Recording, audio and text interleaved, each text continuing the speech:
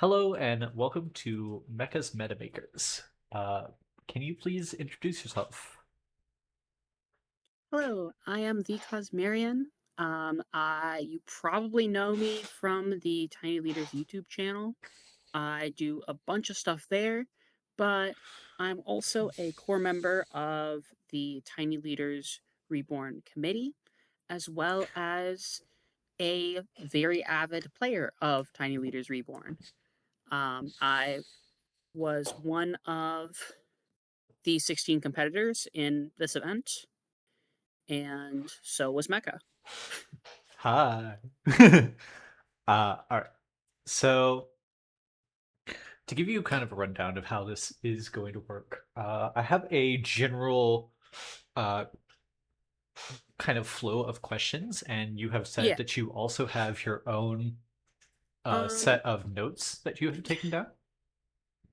More or less, it was just general thoughts, and I decided, you know what, you have all these questions that will basically cover all of my thoughts. I'm just gonna wing it, so I don't really have notes. Cool. I love that. I have thoughts rattling around my head. Well, you know what? That works for me.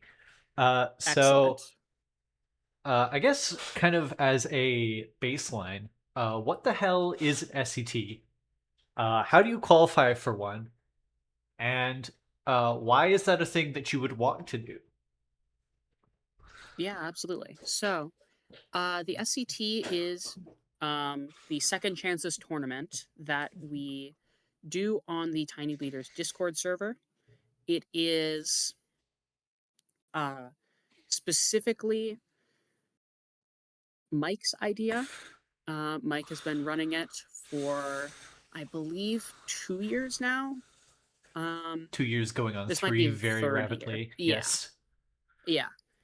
And it is this fun tournament where the main idea is you have the 16 quote unquote best Tiny Leaders players in the Discord server facing head to head and seeing who comes out on top.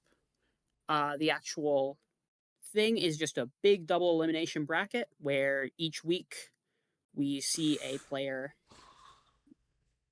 Each week there's a new round, and it's a pretty fun time. It's a very prestigious thing in a way, right? It's kind of a big deal. For I mean, Glory, is it honor, and really bragging that big? rights. Yes, Yeah, that's what exactly. we play for around here. Yeah. I mean, I believe it. We're currently going through some We're going slight through hiccups, changes. We're but going through changes.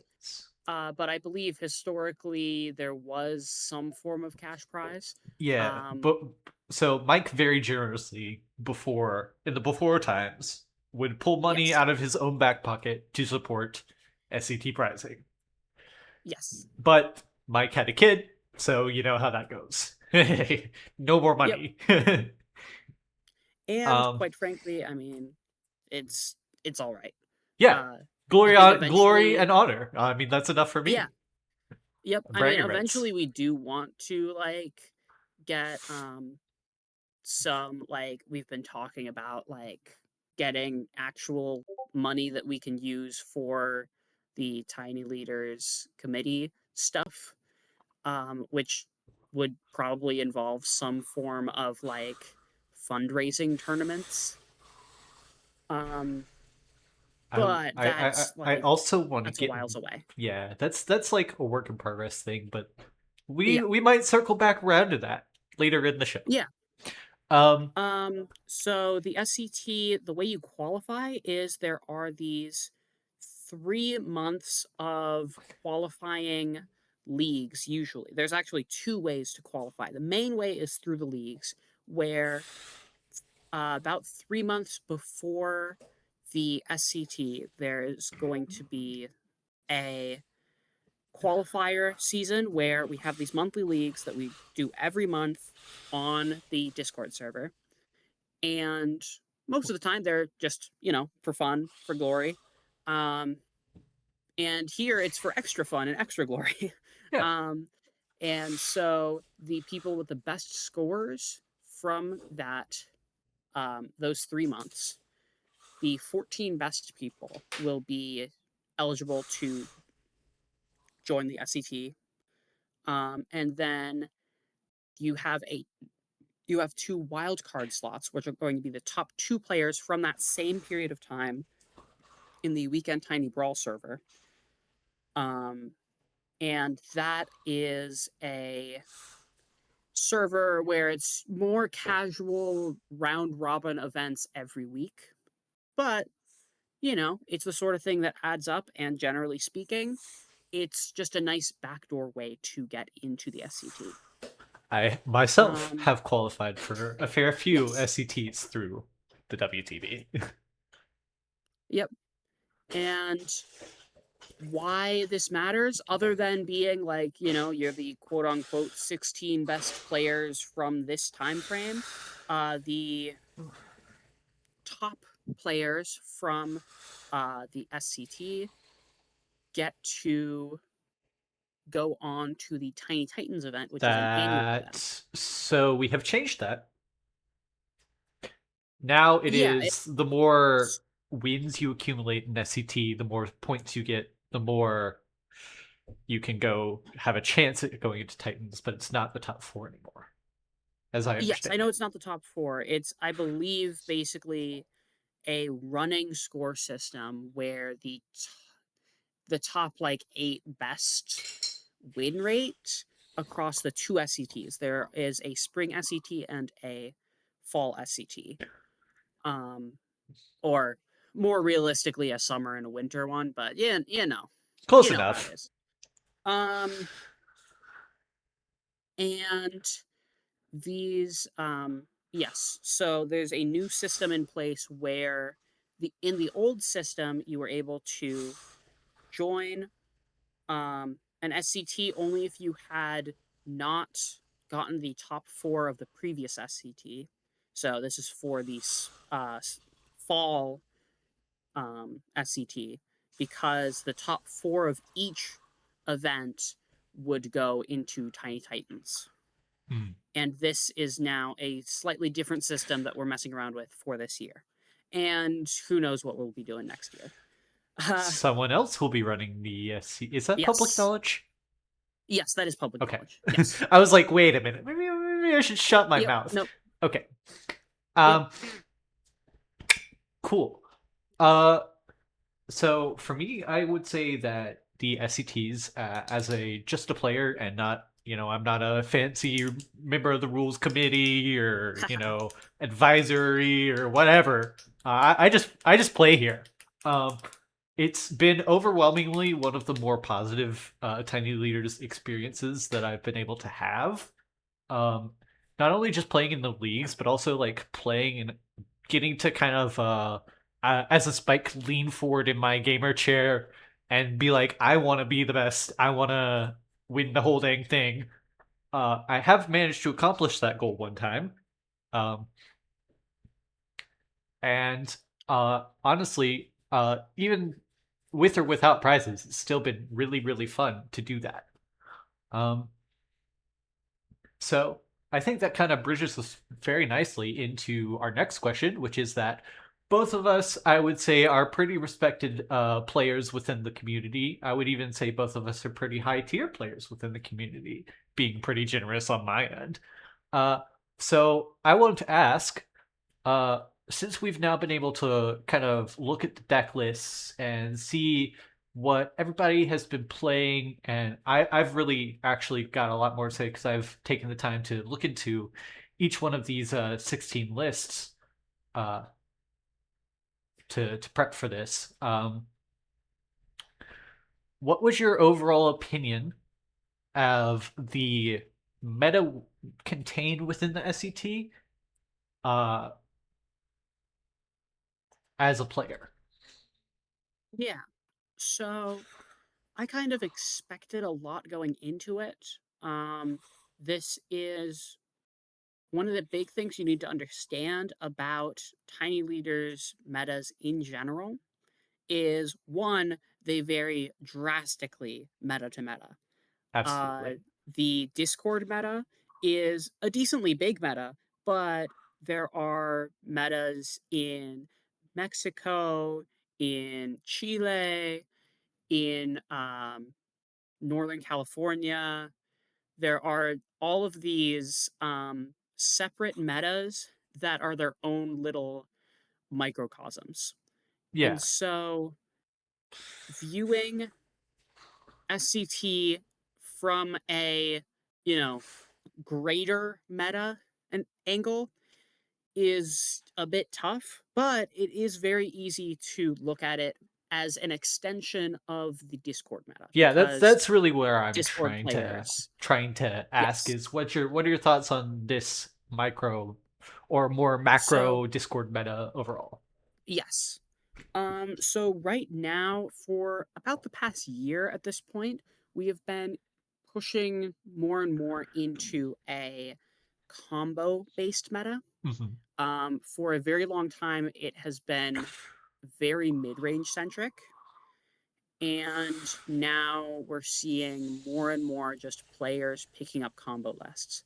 Yeah, This is not necessarily reflective of the format as a whole. I don't think the format as a whole is pushing towards a more combo centered thing.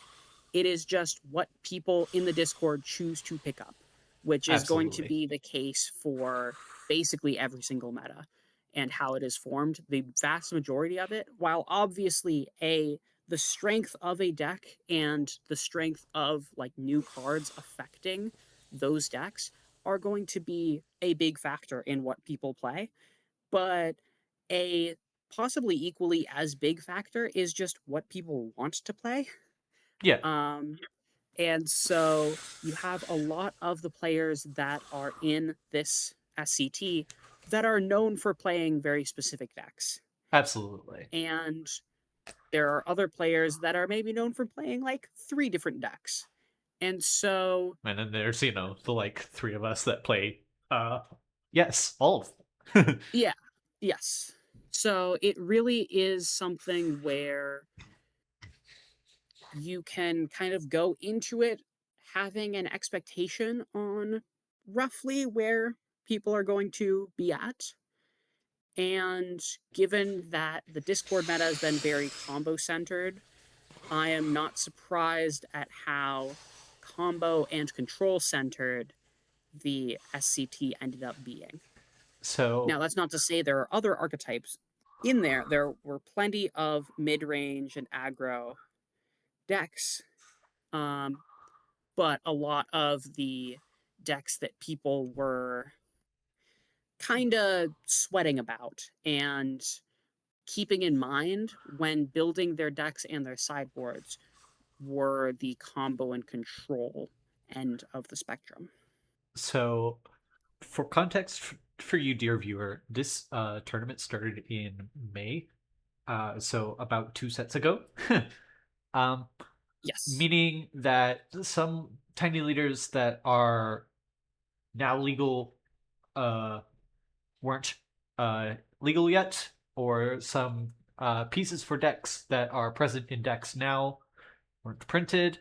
So this is a snapshot of that time and what people were expecting, and then we're extrapolating it to say, okay, here's what we're looking at. Maybe this is an indicator for how we'll go from here. So that said, in order of appearance, our top 8 are Slimefoot and Squee, Acererak the Archlich, Ellie and Ellie, Aminato the Fate Shifter, Spider-Man 2099, Arabella Abandoned Doll, Dakland Shadow Slayer, and Flubs the Fool. Now, of these top 8, Slimefoot and Squee is a mid-range deck. Acererak is a control deck that also has a combo finish. Ellie Ellie is a mid-range slash aggro deck. Aminato, the Fate Shifter, is a Esper hard control deck. Spider 299 is a Tempo Izzet deck. Arabella Abandoned Doll is a Boros aggro deck. Dakon Shadow Slayer is an Esper control deck. And Flups the Fool is a lands combo deck. So, plenty of variety within what you're seeing in our top 8 right now. Um, But I think the most compelling and interesting part of this top 8 is just how many of these decks uh, have like existed uh, for a while within our format. So these are present decks, and each of their pilots, uh, with the exception of Josh, who was piloting the 2099 deck, that's kind of their deck in the format uh, that they built out. I know Laglaunt was helped out by shout out to Arroyo Storm from Northern California, but overall, each of those players are piloting a deck that they themselves have pushed into the format, which I think is really cool. Um, so going on and talking about players and decks, uh, what is the deck that surprised you the most in this format or in the tournament, in either a good way or a bad way? I think the there are a few things that surprised me in their placing Mm-hmm. in the tournament, and a few that just kind of surprised me in general. Um, this is kind of the first quote unquote major appearance of Ellie Ellie in the Discord meta. This is Certainly. something that has been Laglaunt is the head tournament organizer of the Northern California meta and has been playing that deck and proving that deck quite well in the Northern California meta. But in the Discord meta, this is a deck that is largely unexplored and something that people aren't necessarily ready for. I myself had maybe played against the deck once before getting into this SCT, and so I am frankly not that surprised that it got third place, just because it is a deck that a lot of people were definitely not teched out for, and something that a lot of people weren't used to playing against and possibly made wrong calls or suboptimal decisions because of that. For me, it was Mathis, the Fiend Seeker. We had two Mathis pilots at this tournament, and both of them made a 1-win, 2-loss exit from our tournament fairly early on. That is a deck that I would say is one of my standouts in the format as being one of the more powerful decks in the format. And to see both of those players, both of whom I respect highly, to take that exit so relatively early for what you would expect from both of those players was a very, very big surprise. And one thing I do want to note with these double elimination tournaments, and with any tournament in general, so much is going to be based off of a roll of the die, A card based off at the of, time yeah, that you a need it card or being not. drawn. Yeah. Yes. I'm not So, I'm not trying to make commentary about the player's skill. yes, Just yes, it's a surprise to absolutely. see them exit. That's all. That if you ran this tournament, if you simulated it in 16 alternate universes with slight variations, We would have 16 different 16, winners. yes, likely. There, there might be some difference in, there might be a common theme, but that is not to say that Carbon is the best player out of these 16 or that Adri is the worst player No, out certainly of not. these 16. So take all of like the placements with a bit of a grain of salt because one match win or one match loss can really do a whole lot of work in this sort of tournament. Yeah, absolutely. And for me, I think it's also like, examining all 16 decks. Uh, when you like get down to the archetype, the actual most present archetype uh, in the tournament, I know we were speaking a lot about combo, but the most present archetype in the tournament is actually control by a somewhat slim margin, but it is the most present archetype. The question is, are we counting Mathis as control or I manage? am counting Mathis as control. And are we counting a Serac as control or combo? I am counting a Sararak as both, Okay. which I think Well, is fair. okay. Um, But that is to say, some of these are very clear cut into like this is Amanata the Fate control. Shifter is control. Yeah, Others are a bit more mushy. I'm So I'm being I'm being generous, but that's okay. yeah, We're okay with yeah, that. But point to that to say that uh, because the meta of Tiny Leaders Reborn is in the macro of the whole format ever shifting, and because we are only a small part of that meta, there are uh, quite a few things that I think that we can learn from the outside metas, and quite a few things retrospectively that they could learn from us.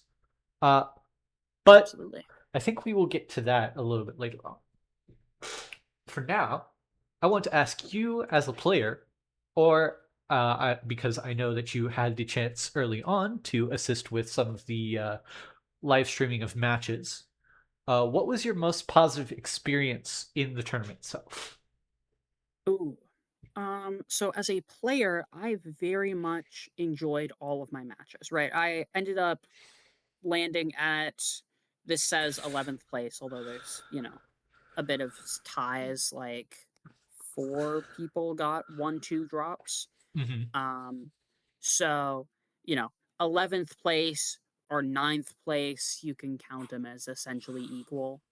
Um, but I got a 1-2 drop from the tournament. I was obviously hoping for more, but it was still incredibly enjoyable. I was playing a deck that was just a lot of fun. Uh, Grist Bugs is my baby, one of my babies. I have many.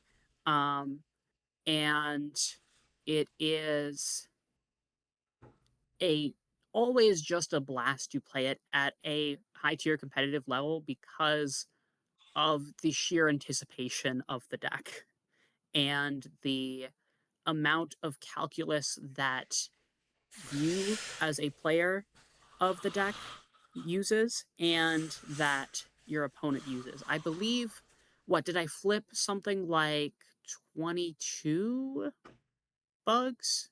This was when you were commentating, so you would know. Um, I've slept I since then, my friend. Okay, that is valid. Um, I flipped a lot of bugs one time, and it was very amusing. It is what the deck does, but it is also very fun every time it happens. So I think um, all of my matches were very close, and I suspect that is the case for a lot of people's experiences. Yeah, It absolutely. is a very close sequence every single match.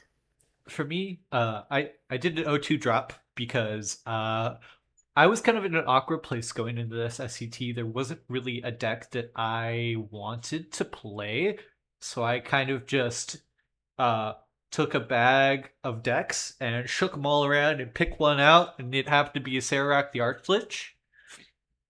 And I ended up going O2 drop. I deserve to lose both of my matches, and I have no regrets in doing so. Uh, but that said, my most positive experience overall was getting to kind of write it out and see, uh, the stories of the tournament, and get to be there and watch things happen and commentate on matches. That was for me by far very positive. Yeah, one of the things that I really liked about this SCT is that this is the first SCT where we have fully recorded every single game that has happened. Um, there were two games that were not recorded because um, one of the players forfeited the match for one reason or another. But every game that actually happened was recorded, if not in full, in like, 90%, 95% of the match was recorded. And so we have this amazing video legacy of the entire tournament Start to Um, finish, yeah, which was awesome. yeah, start to finish, which is just awesome. Uh, how many people will use this resource? I don't know, but I am glad that it is a resource. And from what I understand about, what I'm seeing on my end, people really enjoyed tuning in when they could. I know I enjoyed tuning in when I was not actively recording them. Certainly, And it was definitely one of the highlights of this SCT. absolutely, I agree. Uh, so now we move on, and we are going to get into the real nitty gritty here. And this is a question that I want you to answer not only as a member of the uh, Discord meta community, but also maybe a little bit pulling from your experiences on the rules committee. Not necessarily you're saying you're speaking for the rules committee, more that maybe that's in the back of your mind when I ask you this. Uh, so far, as of late, the trend in all of the metas that we have been able to pull data from on Trial and Lab has been that green is by far and away the least played color in this format. Yes. Why do you think that And this is, is? And what do yeah. you think we can do about it? So, green as being the weakest color in the format has kind of always been the case. This has been the case pretty much since the inception of Tiny Leaders, of the original Tiny Leaders, from what I understand. Yeah. And it is almost certainly going to continue being the case uh, for pretty much as long as the format exists. There are going to be, ideally the goal is to kind of have it catch up with the rest of the colors, but on average, green is in a very bad spot because of the nature of the format. When you can only cast things of mana 3 or less, it is very difficult to have green do the thing that green wants to do, which is play big stupid creatures and go bonk. Um, and so you have a lot of the design space of green being ramping and then getting huge stupid creatures that go bonk. And if ramping is not super effective and you're lacking a lot of the big stupid green creatures that go bonk, the design space for green rapidly shrinks.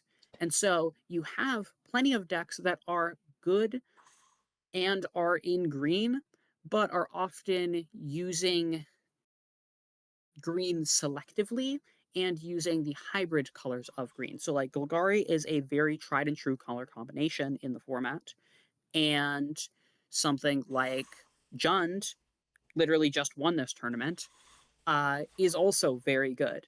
And uh, things like Simic has had a bit of a back and forth because Wizards cannot be trusted printing Simic cards.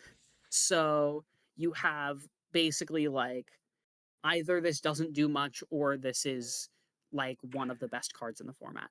So um, that said, green has a big problem in the format of being not very good at having sticky 2-for-1 creatures, as well as not having a whole lot of good removal options. A lot of green's removal is going to be relying on having creatures on the board, which means that a good counter to a very green based strategy will be just remove creatures on the board. And with green not being an inherently very protective color, it gets to be a bit difficult.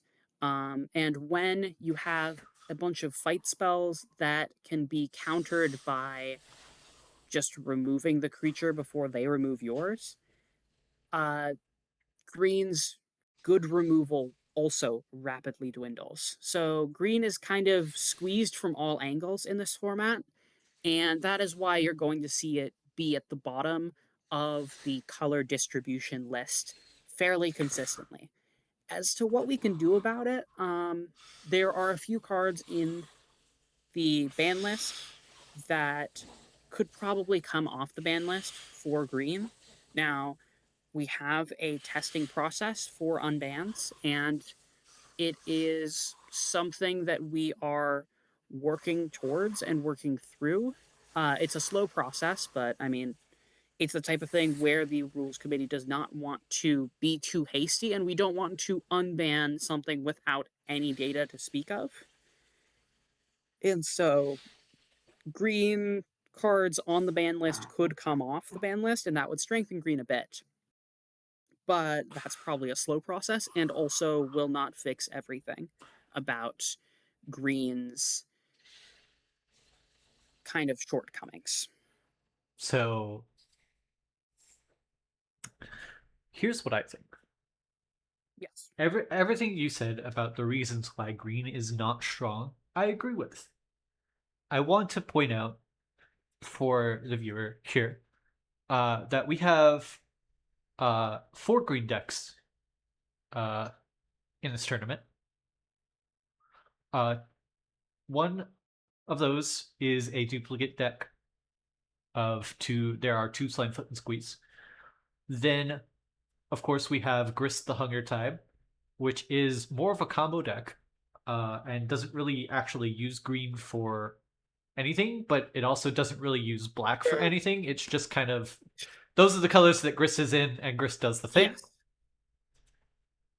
Uh, the deck that I would like to examine when we speak about how green might come to function in Tiny Leaders Reborn is actually going to be Flubs the Fool.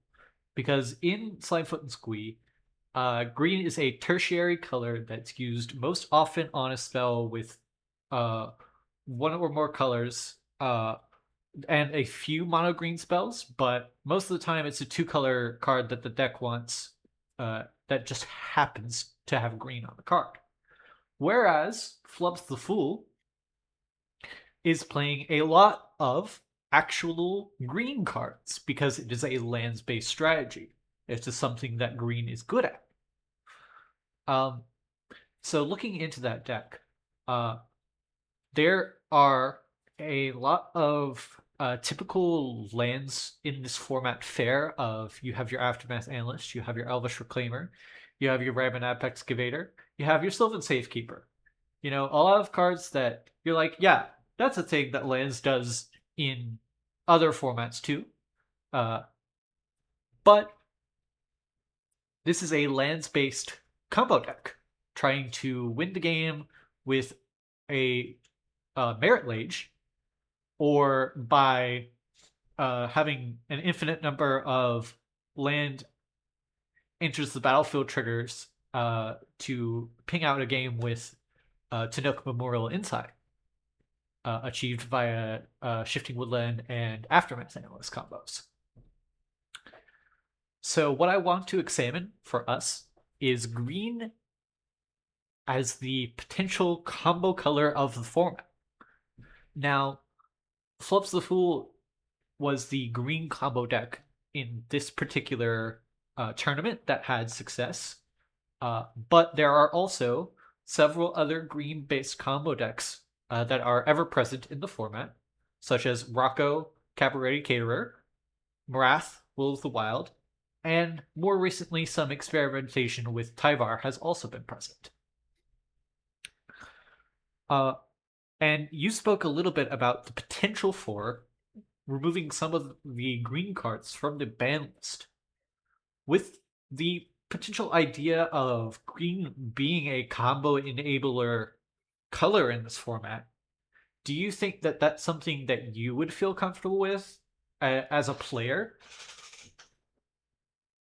Yes, I think from my standpoint, yeah, green has always been the premier color for lands-based strategies, and yes, green as a color is greatly assisted in that combo archetype because oftentimes you need a lot of mana to combo, and green generates a lot of mana.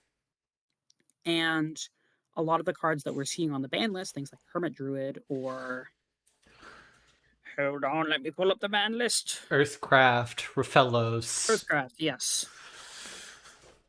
Or things like Earthcraft or Hermit Druid are both combo pieces in green that, admittedly, I think are probably too weak to make a huge splash in the meta.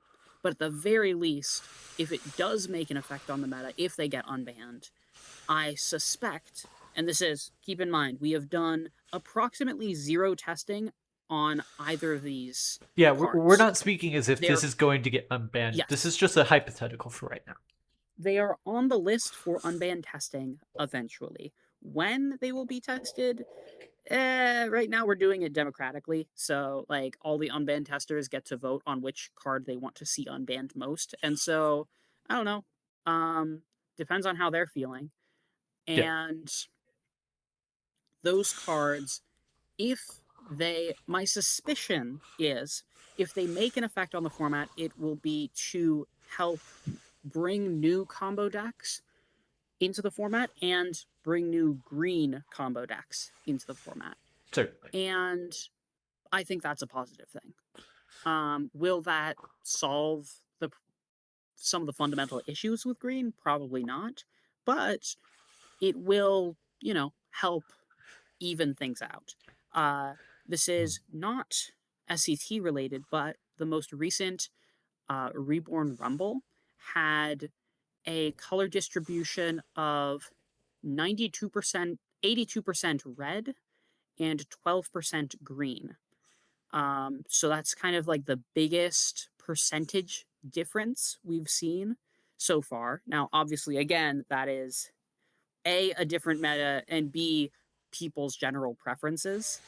But that sort of thing, if that becomes more common, um, I think that's when we can have more serious talks. I think right now we are looking at green as an auxiliary color, which means that there are still plenty of decks that are good that are also green, but you are correct that a lot of those decks are using green mostly because their commanders are in green, um, and less so because there are legitimately many valuable green cards. There are some notable exceptions, like 6 is a very strong green card. Legolas's Quick Reflexes is a very strong green card. And there are plenty of staples in the format that are green hybrid cards. Mhm.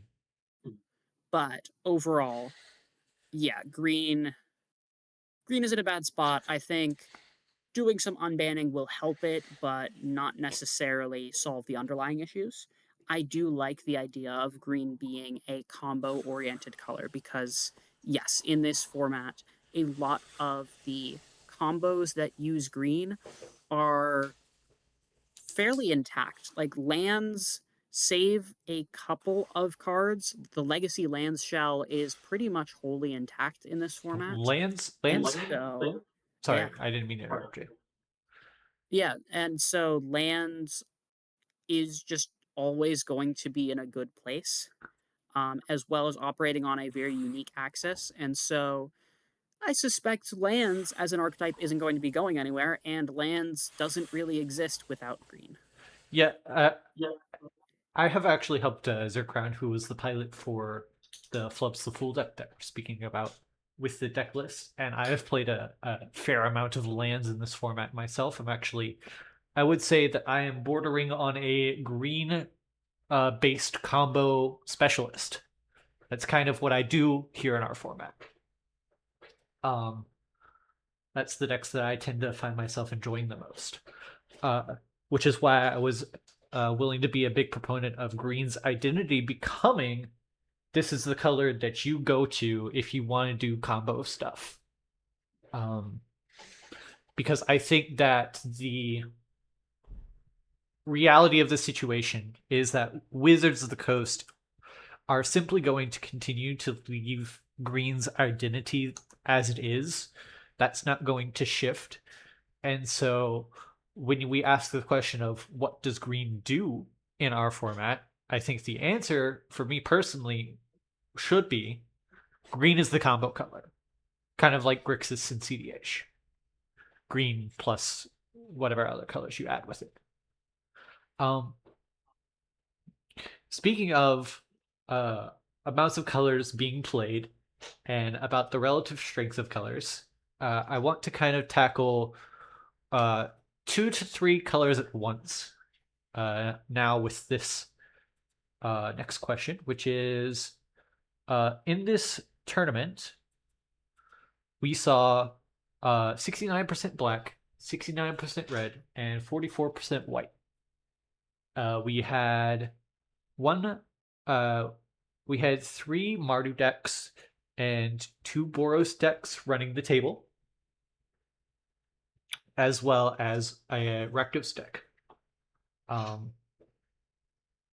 So the question for me is Mardu as a wedge has been very, very strong in the format and will continue to be very, very strong in the format.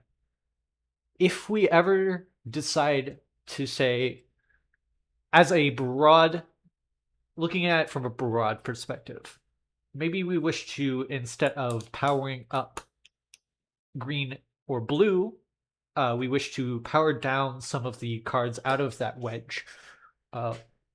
If that had to happen, maybe what would be your perspective on doing so, and why would we do that if we chose to do that? Yeah.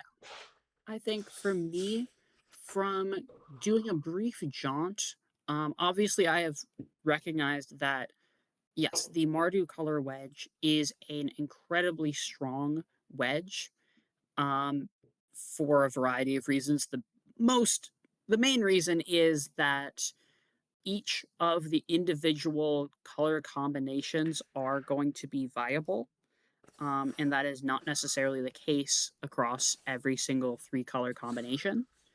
And those are the 3 best colors for removal in the format. Yeah.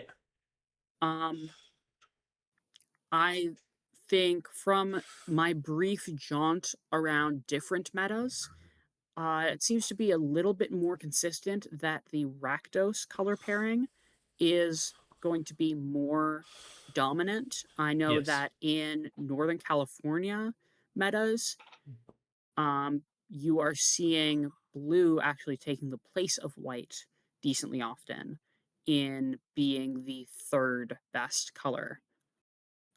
Now, that is, again, going to depend meta to meta. Hmm. And so, And even tournament to don't. tournament, to be honest with you, this is Yes, we're not yes, talking about absolutely. a we're trying to So, take a little bit of data and make a wide yeah, lens out of it. I'm not asking you to be like, we need to ban this, that, the other. I'm trying to be like, yeah, okay, well, if we had to, what do you think we yes. would do? I think the 2 colors, I think white overall is in a fine place right now. I agree with I that statement. think the biggest 2 is going to be red and black. Red has Certainly. always been good in the format and will always be good in the format because it kind of has the inverse of green in colored design philosophy, where red's thing is play cheap creatures that do a lot and hit fast, and that works very well with tiny leaders where a lot of the higher top end red cards don't necessarily compare as well to the higher top end green cards, for example. Mhm. Um, they also have the advantage of, while red's main form of removal is just a bunch of burn spells, lightning bolts, flame slashes, all that stuff. Uh, when you're limited to creatures of mana 3 or less, a lot of them are going to have 3 or less toughness.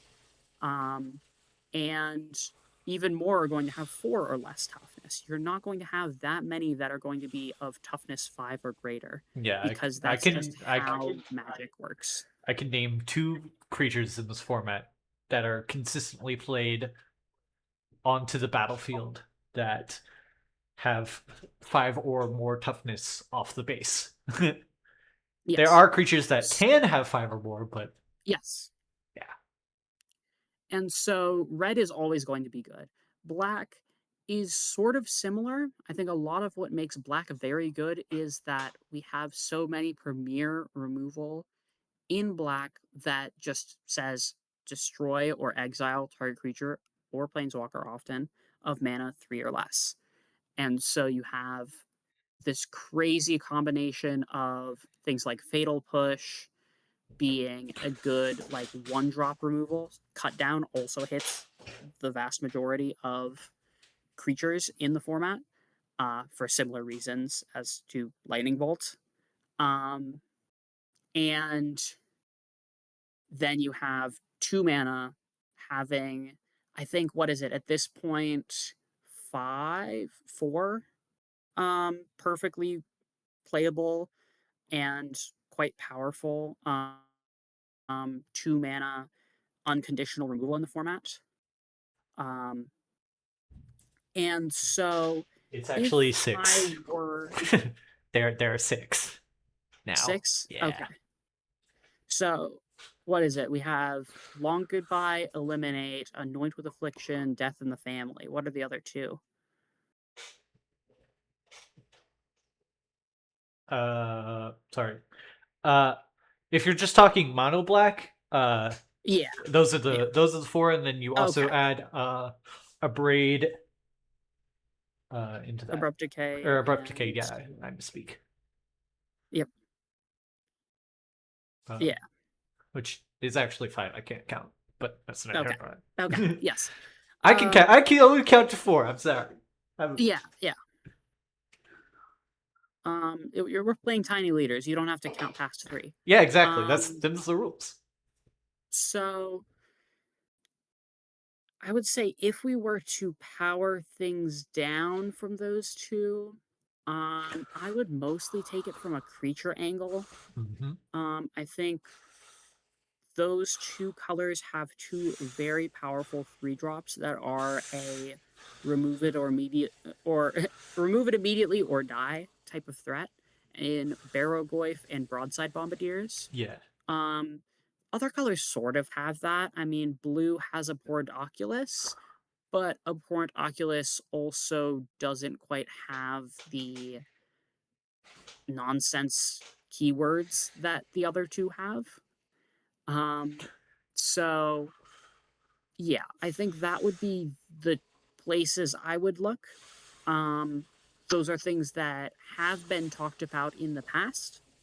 Um, 2 years ago, I was a very vocal proponent of banning broadside bombardiers. And then MH3 came out and everything kind of caught up a bit with Everything broadside, changed when the but Fire Nation attacked. Yeah. yeah.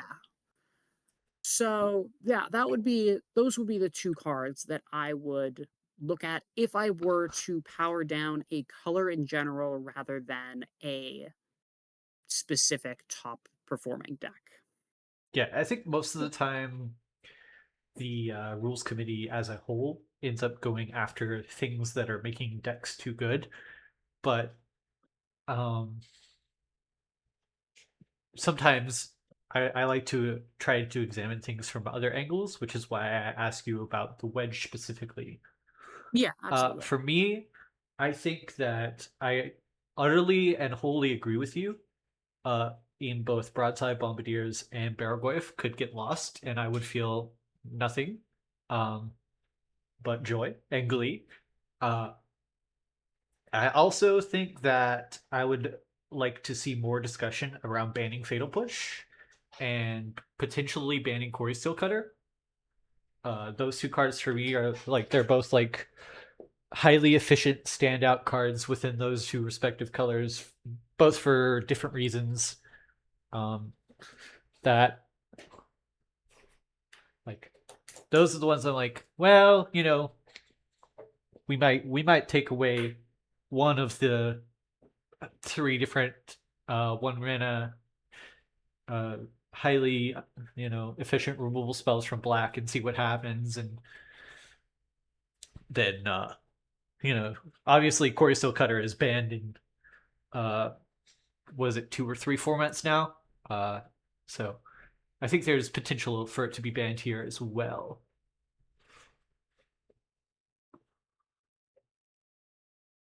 Yeah, I mean, it's something to consider.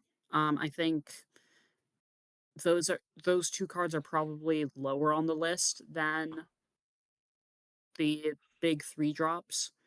Um, but I mean, I could see it. Yeah, like I said, it's just as potential Yeah, food for thought. yeah, I'm not food for saying thought. that Yeah, those cards need to be banned right now, nor am I saying yeah. Broadside or uh, Bearwolf need to be banned right now. It's just these are all hypotheticals for now. Some heavy hesitation on mentioning Baroglyph. I I personally am the biggest hater of that Yes, card. yes. I will come out and say it. I'm heavily biased against that card, but I at least know that I am biased, so I can say that I am. uh, so on a more generalist level, trying to examine as a whole, maybe you're an outside of our Discord meta person and you're tuning into the show, or maybe you are a person who wants to get into Tiny Leaders and this has come across your recommended on YouTube, and you are for some reason listening to us yap, and you want to get into the format. Uh, what can you kind of take? What can you extrapolate as a player from this kind of snapshot of where the meta is? Um, I think get to know the decks that some of the top players always play, right? Carbon is specialized in Slimefoot and Squee. Aminato or Helix is specialized in Aminato. So much that her nickname on the server is Aminato out of time. You have Esper, who, while not wholly playing Mathis the Fiend Seeker, uh, plays it the vast majority of the time. And that's what they usually Um, bring to more competitive yes, tournaments, such as this one. and there's also certain themes of who plays what. Like I play currently like four different decks, but I'm probably not going to come out with a surprise new fifth deck for most tournaments. For a league, maybe, but like any sort of big tournament, I'll probably stick with what I know. And that's probably the case for a lot of players. And so, yeah, get to know those players and know their decks. And then, you know, kind of think, how does the deck that you're playing play against those things? I like to think, okay, how does my deck, let's How say does Librella Grisk as one of my decks. beat Yeah. Slimefoot and Squee? How does it beat Acererak? I Yes. get you, get you. Yes. Yeah. And so, yeah, and I think that's a big takeaway from like whenever I play in an SCT, I am a anti-meta brewer in that I will look at the meta and try to game it by playing a deck that is perfectly molded to be that silver bullet in the meta rather than forcing the meta to mold around my deck. And so I, as an anti meta player, will look at all of the players and go, okay, well, I know what these people are going to play. And I have a good guess as to what these other people are playing. And I have a decent idea that these players like playing this archetype. And then choose a deck that will best um, fare into that meta. That's not something you can always do in the Discord meta, uh, but for tournaments like these, it's something you can do, and it's also something you don't have to do. Obviously, the people that are going to be playing one deck for years are not going to change their deck. They will change the cards in the deck based off of the meta, but they're not going to change the overall game plan most of the time. And so Mhm. that's also a very effective strategy. If you spend 2 years or 3 years making a deck the best you can make it and play only that deck for that time, you're going to very quickly be very good at playing that deck and know that deck inside and out and know how it interacts with the meta inside and out. But that's obviously a more long term thought process. I think for me, what you as a player can learn from this meta, from this snapshot, is that there is plenty of room at the top. Um, there are obviously only 16 spots in this tournament, and that there are, in fact, a couple of duplicate decks in this tournament. Even if the cards in the lists may not be exactly the same, the general game plan is. Which is to say that there are lots of decks that are unproven that you can prove and turn into a competitive deck over time. There are format all stars that are very well proven already that weren't present at this tournament. And because of the rate where Wizards of the Coast is printing cards, there are plenty of new decks that are coming down the pipeline that might make these decks look like nothing in comparison. So there's plenty of room at the top, and as long as you have the passion and the energy to play a deck, and you enjoy playing the format, there's plenty of room for you here in the next SCT. Yeah, I mean, every SCT, I believe we have one or two players that have never been to an SCT at least. Um, and that's not going to change anytime soon. New people come in, old people improve or get in the zone. Um, and so yeah, it's something where SCT is not this like locked in thing. While you can probably expect some of the top players to probably be in it, like Esper is in most SCTs. I am in most SCTs. Mecha's in most SCTs, but not every slot is like that. Mm. And even then, I any one of those players could be having a bad run or have their own life things going on and not make it in. Yeah, for sure. So Uh, Now I want to kind of ask you some deeper level questions about where you, as one of the shepherds of the format, are kind of having in your mind. Um, so as a player, you have expressed what you kind of are taking from this, but I want you to now speak as a committee member and not necessarily for like verbatim for the committee, but kind of if you can, as much as you can, speak for where the committee as a whole, their mind might be at, um, about what you yeah. are taking from this tournament going forward. What is maybe some of So the things you liked, disliked, or saw that you were like, okay, maybe we need to kind of look towards addressing this? for me, and from what I've heard, I mean, this has ended, what was it, about a week ago? Yes. So there hasn't been a lot of time to reflect on the final results. But I mean, beyond just the fact that this is once again proven to be a very positive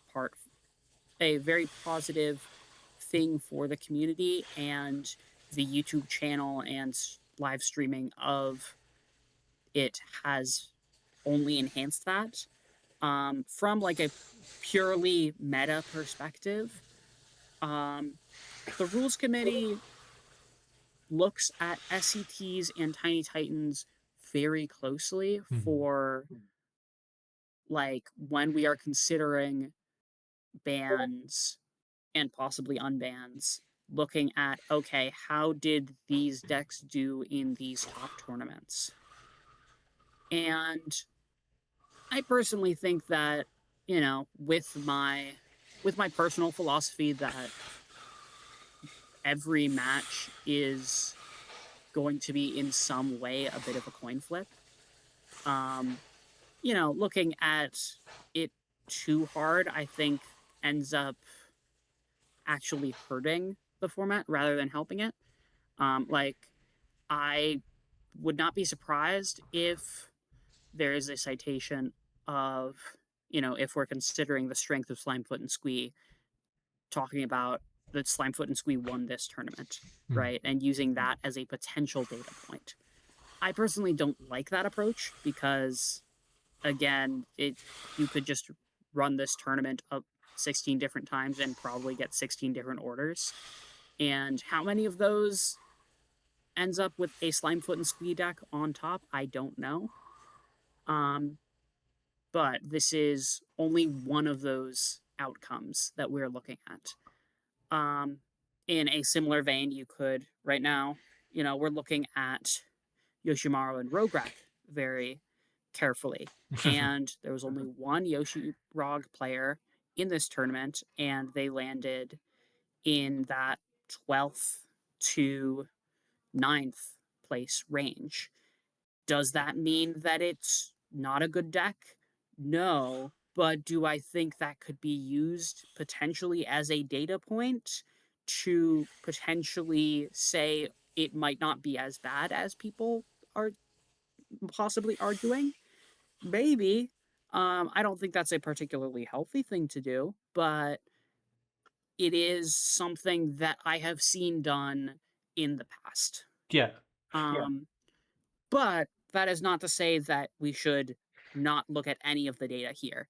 I think there's still a lot to glean from this tournament, and having just looking at things in more general terms rather than the specifics, I think will help the RC significantly. Yeah. And I think with the new members of the RC kind of coming in and some of the members being elevated to core positions, uh, this is probably something that will I think change with how I think right now the value put on SCTs and Tiny Titans as a whole for the RC and for decision making is in flux. Hmm. So I can't tell you for certain how valued it is. I will say it's definitely more important than an average league. Is it more important than the trends across the past, let's say the 3 qualifier leagues? I personally don't think so, but that's not a opinion that is held by every member of the rules committee. And that's one of the wonderful things about having this group of 5 now, and 9. Is it 9 consultants? 10? 9? Yes, currently 9. Yeah. Is that you get a little bit from everywhere, which is kind of the point, right? So, Yes. um, for me as a player, speaking as someone who is outside of the rules committee and to the perspective of I've been playing this format for 3 years, going very shortly on 4, and I have seen it going through some rough times, to say it politely, um, in the past, and now seeing it begin to kind of come into its own, and really start to gain steam with the way things are going now. Um, that of all of the second chances tournaments that I have had the great opportunity of participating in, this meta has been by far the healthiest, in my opinion. I think that's probably true. There, I think we are there in a are very good there place. are decks multiple from every single archetype being represented by their primary players across all three of the leagues leading into this tournament. That was also true. Uh, and a variety of decks in each of those leagues reaching into the top eights. And overall, there wasn't anything particularly suspect uh, in any of those metas either. And it's just been like really been fun to play Tiny Leaders uh, as of right now. Yeah. And, admittedly, we're currently with the rapidly expanding committee and rapidly expanding community. There is kind of this increase in the number of cards that we are talking about every BNR. Uh-huh. However, I think for a long while, I think this past year has been a very, very good year for the meta and has been very healthy. I agree. We kind of caught the tail end of Modern Horizons, and that affects Yeah, this time last year, and now it's kind of things are for the most part stable. However, there are still some concerns for the general health of the meta, and one of those concerns that we've already kind of lightly touched on, but that I really want to dig into here, moving on from what happened with the Second Chances tournament and looking at the format as a whole, and its meta uh, across the board, is uh, Rograk and Yoshimaru Ever Faithful. Um, so I would think I would like to go first on this. sure. Absolutely. I have played, competitively speaking, probably the most Boros of anyone on the server, with the exception of maybe Abby, who still plays. There was a Yoshimaru Jessica slash Yoshimaru Rograk player who played in the past, who had played in more events than me with that deck, but they no longer participate in our leagues. And I've seen Boros be way, way, way, way, way, way, way, way, way overpowered. Um, Sort of in my beginning of my time in the format, and I've seen Boros kind of just be meh. Uh, and now the pendulum on that particular color pair has been very, very swingy um, during my time in this format. And I think Yoshimaru and Rograk are not wholly to blame, but certainly a large contributor to the swinginess of that effect. Uh, and the card that the rules committee is currently examining from that list as to whether it should be banned is Flawless Maneuver, which is a 3 cost, 2 and a white instant that says if you control your commander, you may cast a spell without paying its mana costs.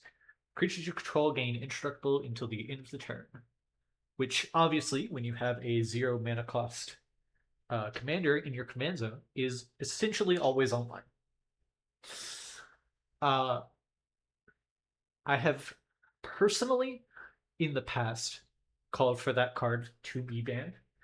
I think that that card is a excellent ban, and would have been an excellent ban the first time that it was on the watch list, because this is the second time that we have watch listed this card. I think that my opinion presently, from what I've seen, is that Rog Dog is like really, really strong, but not like busted. However, that comes with the caveat of I have not had the chance to actually play against the list. I have only had the chance to pilot the list uh, and hear what my opponents have had to say when they have come against me. Uh, So, what are your kind of thoughts on the deck in general, as well as the probably what it seems to be definite banning of flawless maneuver and the potential banning of one of the two partners? So I have been told by some members of the committee that I maybe share too much about the inner going ons of the committee. So in this particular regard, I'm going to choose to stick with purely my opinion on what things are and not kind of say anything about the RC as a whole. I think that's entirely Um, fair. in my opinion, if I alone right now would be able to decide the bans, which again, I don't want to, and I will not be doing that. Um, but if in some world I was forced at gunpoint to, um, I would probably ban Flawless and Rogue Rack from that deck. Um, I think I personally agree with you that Flawless's time has probably it's probably long been time that it's gone. Yeah. There's just kind of there's always this problem of there being more pressing cards to get to, and now we're in a place where there aren't, and so we can finally actually start addressing it. Um, but I think I am comfortable with Flawless going. I am also, I think, comfortable with Rograk going. Um, my only concern is I think the main scary thing about Yoshi Rog is the Yoshi part, not the Rog part.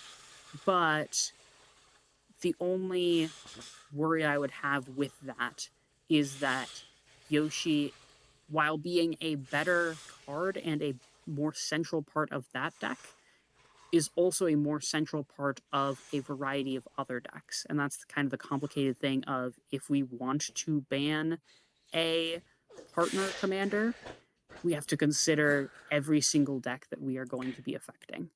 Whereas if you're banning just a singular non-partner commander in the command zone, you only need to think about one deck. And so my only concern with banning with banning Rograk instead of Yoshimaru at this time, keep in mind there's a bit over a month to go before there's like the BNR announcement. And even then, the RC could decide, yeah, let's give it a little bit more time. Um, There's another so set and another, therefore, BNR coming up in yeah, October, yes. and plenty So of data between now we'll and see. then to collect. So, Um, basically, the only concern that I have is what if the deck is still too strong if you have, say, Yoshimaru and Akiri? Do I think that's a huge possibility? Not really, but it's also never been tried out before because you've never needed to try it out before. Um, I'm just a little bit worried that if that ends up being the case, then if we need to backpedal and say unban Rograk and ban Yoshimaru just to stop the commander aspect of the deck, um, that would be awkward. It's something so we could yeah. do, but it would be awkward. For me personally, I've had the very excellent chance, and we'll have this discussion further later on the show, to speak with some of the Northern California players about their experiences at this last Reborn Rumble. Um, where there were 3 of those decks present. And everyone who I asked or who talked to me said that the main issue with the deck, outside of the toxic play pattern that is flawless maneuver, um, was how much consistency that Rograk added to the time to kill of the Yeah. list. It's a difference of uh, with the high roll of cards and possibilities of either 12 damage on turn 2 or 8 damage on turn 2, which is a very significant amount. Again, that's assuming no removal, no interaction, no nothing. Yeah. Just this Yoshimaru Rograk or Yoshimaru Akiri player got everything. You got nothing. You're looking at either 8 damage or 12 damage. Much still fast, but not outside the realm of what's Yeah. already possible in other decks in the format. Further examining the deck's one and only pilot in the Second Chances tournament and the results that it had, the deck was facing in round 1 up against Helix Zubzania on Aminato Out of Time, which is one of the absolute worst matchups for it. In the lower, it went on to beat Ral Storm in a 2-1 game, and then lost to Feather's Dakon Esper Control, which is another one of the worst matchups in the format for that list. Which is to say, at least in this snapshot of that particular instance of this particular meta, I don't think you can really examine the deck for power because it got 2 of, I would say, its 3 worst matchups possible. Absolutely. But in Northern California, in this most recent Rumble, the deck took first, second, and 8th off the top of my head. Or it might be 3rd and 8th. It's one of those 2. It is first and second. It was a finals mirror. And my main concern with the prospect of banning Yoshimaru Ever Faithful is that that card's cool. It's a cool card. I don't disagree. It makes cool decks that people want to play. It's a draw to the format. Aggro working, like at all, is kind of, I would say, among competitive formats, fairly unique to Tiny Leaders Reborn. There are some aggro decks present in some other formats, but like aggro like works in Tiny Leaders. Yeah. You know. And my scare point as a aggro enjoyer myself and a player in the format is I hesitate against banning Yoshimaru, but like if it has to happen, it has to happen. And I think that I would rather see both partners on the ban list than the committee go back and say, actually, we want to unban Rograk. I would rather just leave them both on there. Like, Rograk can stay banned. It's a 0 mana thing in a format where we can't play 0 mana things. I'm fine with that being on the ban list if that's what it has to be. And, if Yoshimaru is too strong, that's a discussion that can be had if and when that time ever arises, personally. Yeah, and we'll see what the general consensus is on that. Yeah, obviously We are this very is early in that discussion. very hypothetical. This is Yeah. not to say that this is something that is or is not or might not even be happening. It is just, this is why I want to talk about because it's very relevant right now. But I think it is time for us to conclude our time here. So I do have just about 3 more questions for you, but they should be pretty snappy.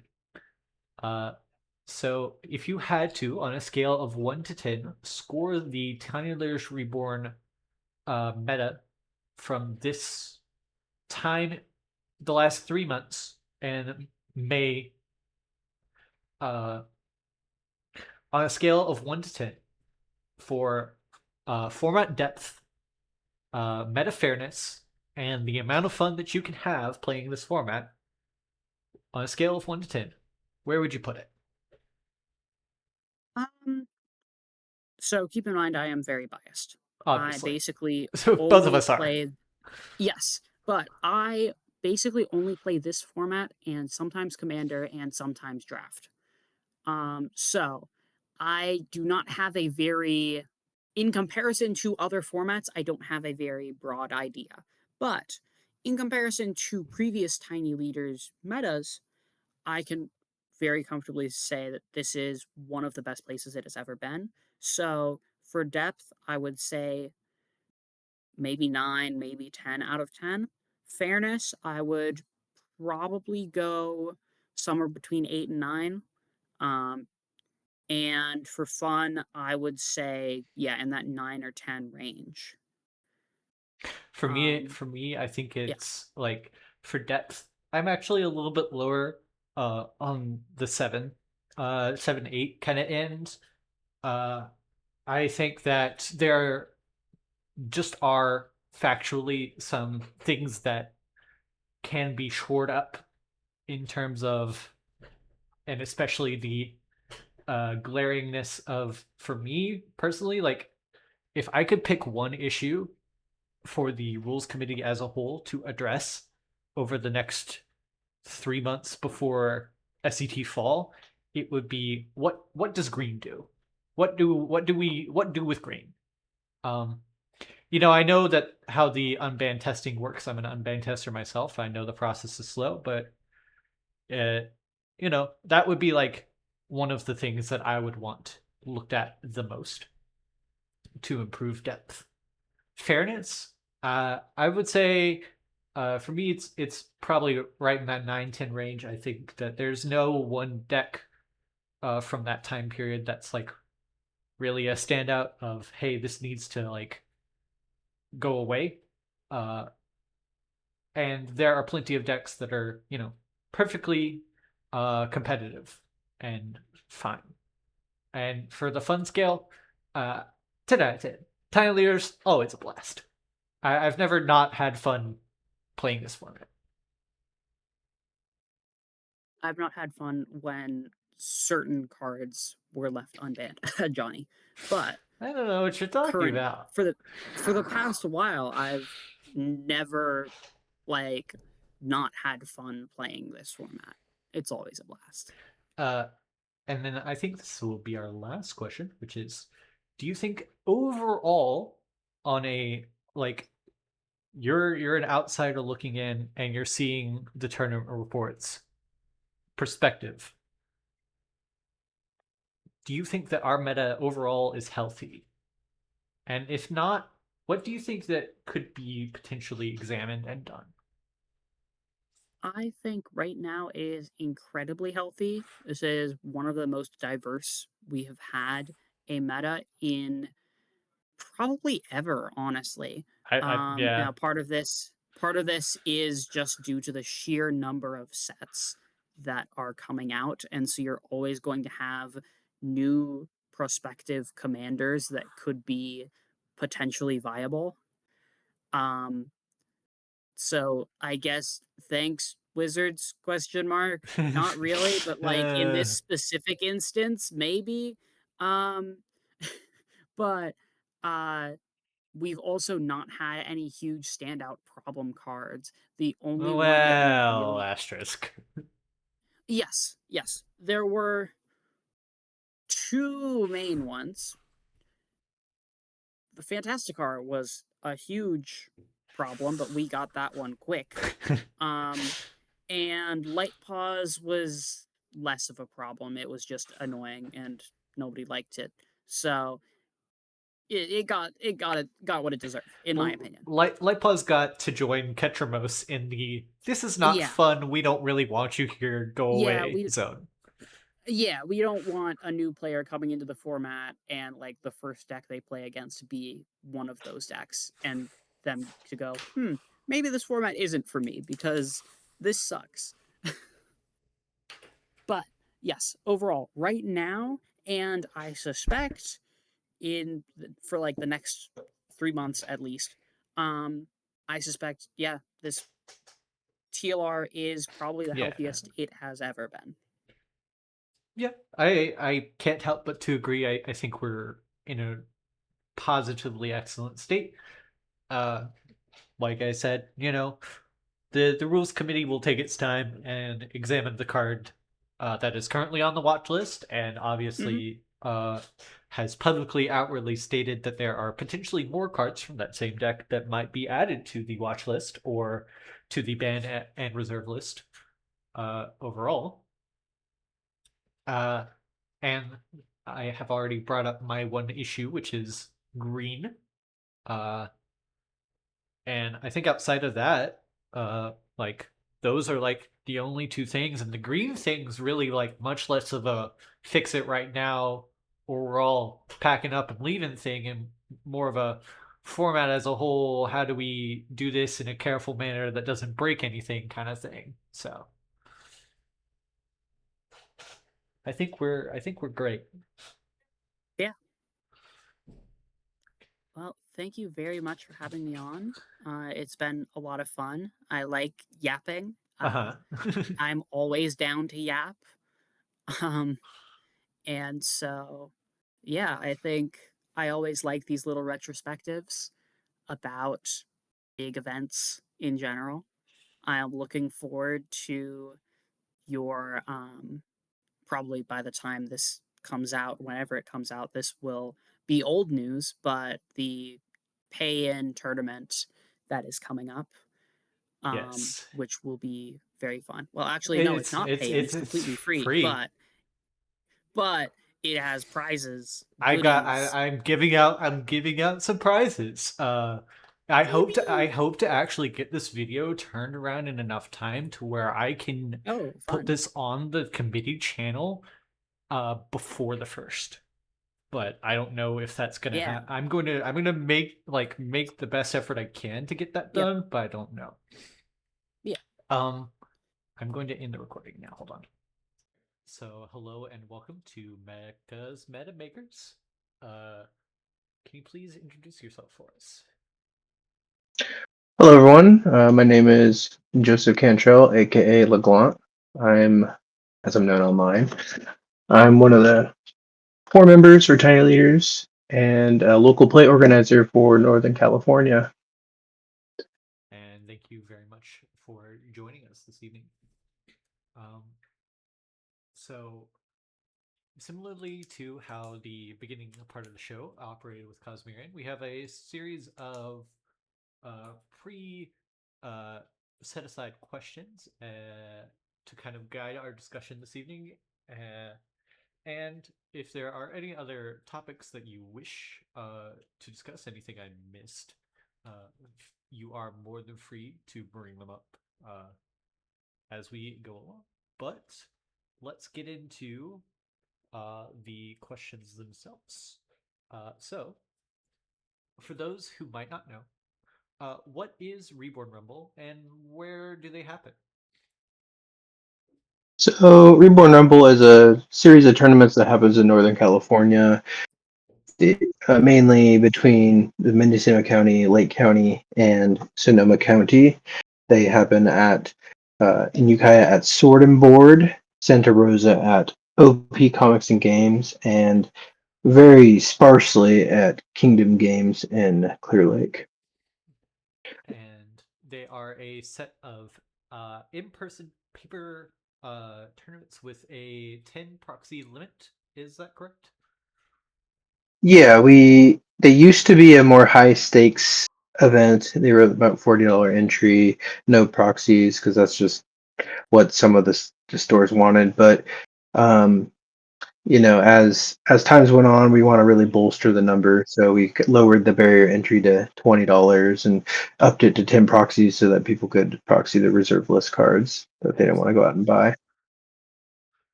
Uh, and as I've got already a new question. I apologize. Uh, That's all good. as the this kind of ties into our second question, but it's okay. as the local play organizer, um, you've kind of been crucial, I would say, from my perspective at least, to developing this in-person paper meta. What has that been like for you? Oh man. So I always say that getting Magic players to play events is like getting herding cats to like go do the same thing because we're just all over the place and they forget. So really, it's just like being persistent and just I'm fortunate enough to have been playing the game for quite a long time, probably since about Invasion, and I've just made a lot of connections, a lot of friends at the multiple shops from the multiple places I've lived. So uh, I send out, man, I probably send out like over 20 messages every single time there's an event, just to people that I know might show up, and then I will post in Discord groups for like the local stores, and then I'll even send a second round of messages probably like a week out. And if there's somebody that I think and there's somebody I know that's pretty forgetful, I might even message them the day before a third time just to remind them that there's an event. So yeah, I, yeah, so I'm just kind of like that's my thing. I'm just like kind of obnoxious with it. I just keep putting it in their face so they can't forget about it. But I think a few people have started ghosting me, so I guess that's fair. It's bound to happen, right? Um, Yeah. so following that, following making it a paper, in-person play group at such a regular pace, there's bound to be things that are different there versus our Discord meta. What are some of the more common strategies you see, and maybe what are some things that are unique strategy-wise, perhaps, to the Northern California region? Well, our areas are kind of like known for being eternal grinders, whether that be legacy or modern. So playing like kind of weird eternal formats has always been a little easier to get people into. Like there was like a few years where we played Dual Commander. There was a few years where one of the stores was running 1v1 CDH tournaments. So we've yeah, like so I guess where I'm getting with this is like people are used to playing tournaments and they're not really married to their deck, I guess, and they're willing to play what they feel is like really powerful or really good. So I guess you're asking me like a thing of NorCal versus Discord. I think that they're not married to their deck, so they will play what they feel is like the most powerful. Whereas what I see in the Discord is a lot of people play a lot of the same decks because they really like that deck, and Similar, yeah. there's nothing wrong with it. It's an eternal format, so like that used to be the main selling point of Legacy was like, oh, if you build Sneak and Show, Sneak and Show will always be a deck. You can always play Sneak and Show, and I mean with Modern Horizons and stuff like that, it's kind of ruined that, but it's still at its core like an eternal format. You can still do a lot of the same things. So that's the main thing I see is people will switch deck ideas based on what they feel is powerful or what they think is going to be good into the meta. We do see a lot more blue in our metagame than what is in the Discord. I think it might Is be it? a little underplayed. Yeah, but Spider-Man's a gross deck, and it does pretty well here. So Yeah, so maybe a little bit more blue commonly, and a little bit less on the strategy, and more of people are more willing to play different decks, which is really interesting. I'm definitely guilty of having my deck and wanting to always grind it. So, I actually think you're one of the more open players to play different decks. So don't sell your so short like that. Uh, yeah, you definitely weren't who came to my mind when I said that. So uh, well, uh, are there any cards that you often see out there in Northern California that maybe you don't see as often in the Discord, or is it pretty similar? I'd say overall it's pretty similar. I mean, we had like Ellie and a Serac more than the Discord did until they kind of people started realizing they were pretty good. And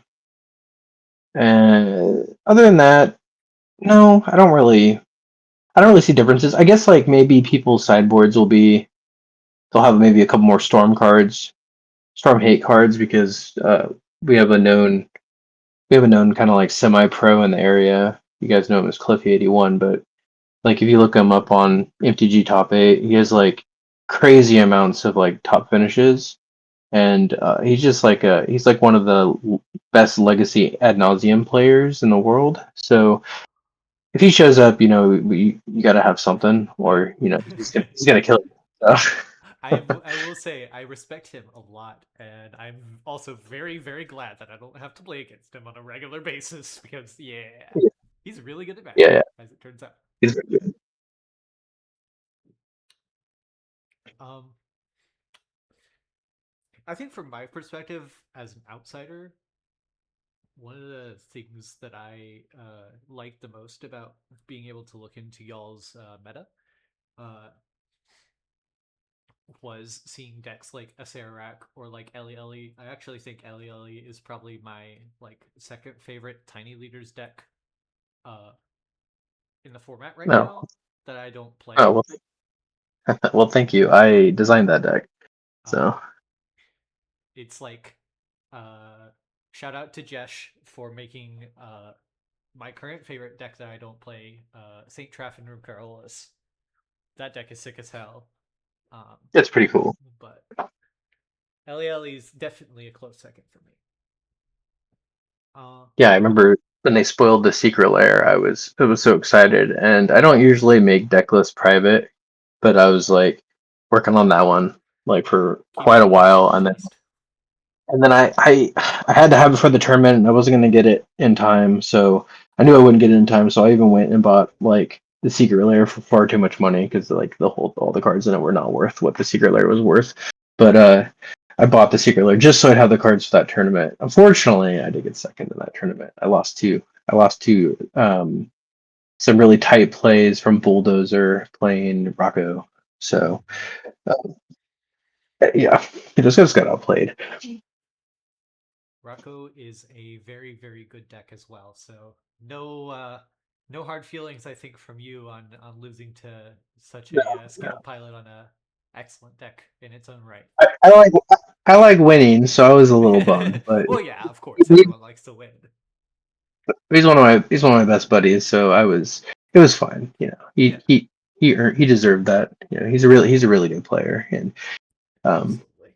me and him kind of have a rivalry. I think we're pretty similar in our strength at playing the game, so we kind of go back and forth. I think he's currently like edging me a little more on him beating me versus me beating him though. So I'm gonna have to try to fix that. Gotta fix that in the next one, right? Yeah, for sure. Absolutely. Uh, well, speaking about the next one, let's talk about what actually happened in this tournament. So, kind of reviewing our top eight here, there was only one non-red deck, uh, which definitely speaks to where the meta is. Uh, you happen to have been that deck's pilot, so I want to ask, as the only non-red deck in the top eight, what was your experience like? Uh, I actually didn't have that hard of a time. I Ever since they printed Sewer Valence Cam, I was like, I think Emery's like a pretty good deck. That's really like people have dabbled, but no one's really tried to make it Yeah. good. And I kind of had the shell sitting around on my Mox field, and then I like modified it, and we did a little play testing. I think it started as a side deck, and then I realized that it was just too slow. But like if you always make sure you have a 0 or a 1 mana artifact and have a turn 2 Emery, like it's much better.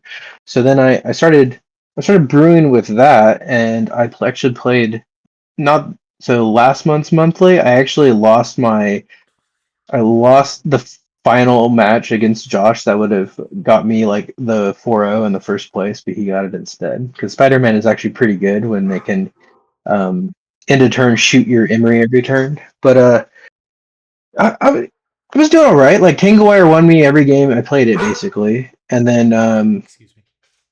Ensnaring Bridge did pulled a lot also.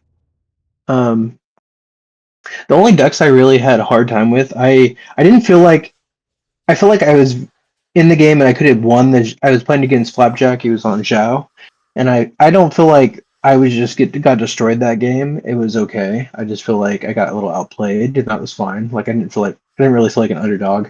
The only matchup that was like really rough was the boogeyman right now. We're talking about Rock Dog, but I top aided and I had to play Rock Dog for the first round, and uh, he he hit me for 10 on turn 2 with Erdon. I'm pumping as the dog. as the deck And is then wont to do. drew my card and then scooped that game. And then game 2, I actually um, I had a Lotus Petal, so I played Lotus Petal Island, and then I put Chill into play on turn 1. So then I was joking about making his Lolo's always saying he wants shared commander attacks between partners, and I was like, look, I'm making his if he plays dog, then his Rob costs 2. So I made him have to pay 2 more for his red spells. And I kind of slowed him down enough where I was able to then establish a Tangle Wire, and then I put a Sculpting Steel into play as another Tangle Wire, and then I think I tinkered away. Man, Tinker's legal in this format. It's awesome. So I know it's great. it doesn't do like crazy things, but it's sweet. So yeah, tinkered away the Tanglewire when it had 1 counter left, and I think I got Simulacrum Synthesizer and started getting that going, and then I Emery'd back in the original Tanglewires and get a token. Yeah, it was like, so he's like, okay, I'm dead. He scoops that game, and then we kind of had like it wasn't like a super long game, but we did have a longer game 3. He wasn't as explosive out the gate, but he did have a blast and a removal spell, lined up to kind of like slow me down enough for him to just win fairly. It wasn't. I didn't feel like he was doing anything abusive in that game, but yeah. So speaking of kind of playing Emery, how important is the kind of explosiveness of that deck can generate? It's kind of a not a combo deck, but it like definitely has that sort of aspect to it where you can many of your hands, just from overviewing the list, you can reasonably Emery and like hold something up, turns 1 or 2, a pretty decent amount Yeah, of time, it looks like. you don't have to mulligan super aggressively, but you do need a mulligan if you don't have a turn 1 artifact of some sort, just because you really want that like turn 2 Emery. Like, I mean, the best thing is like if you have a Lotus Petal and an island, you can play Emery off of that because you declare spell. You say I'm casting Emery, and then you apply reducers. So then you go, Emery says I have affinity for artifacts. So you go, I have 1 Lotus Petal. So now Emery costs 2. Now I'm going to pay for spell. So then you sacrifice your Lotus Petal and you pay 1 blue and you get an Emery. So that's like a way to turn 1 Emery. Um, I did that to someone and he was like, "Is that how that works?" And I'm like, "Yeah." It's like weird, but because technically people you're supposed to like always you put your spell on the stack and then you pay for it, but most people just float mana and then pay for a spell. So it's kind of weird to hit people. But yeah, I had a lot of fun. I had a lot of fun playing the deck. So it's my second event with it, and I'm enjoying it quite a lot. It sounds like a quite interesting deck to get into.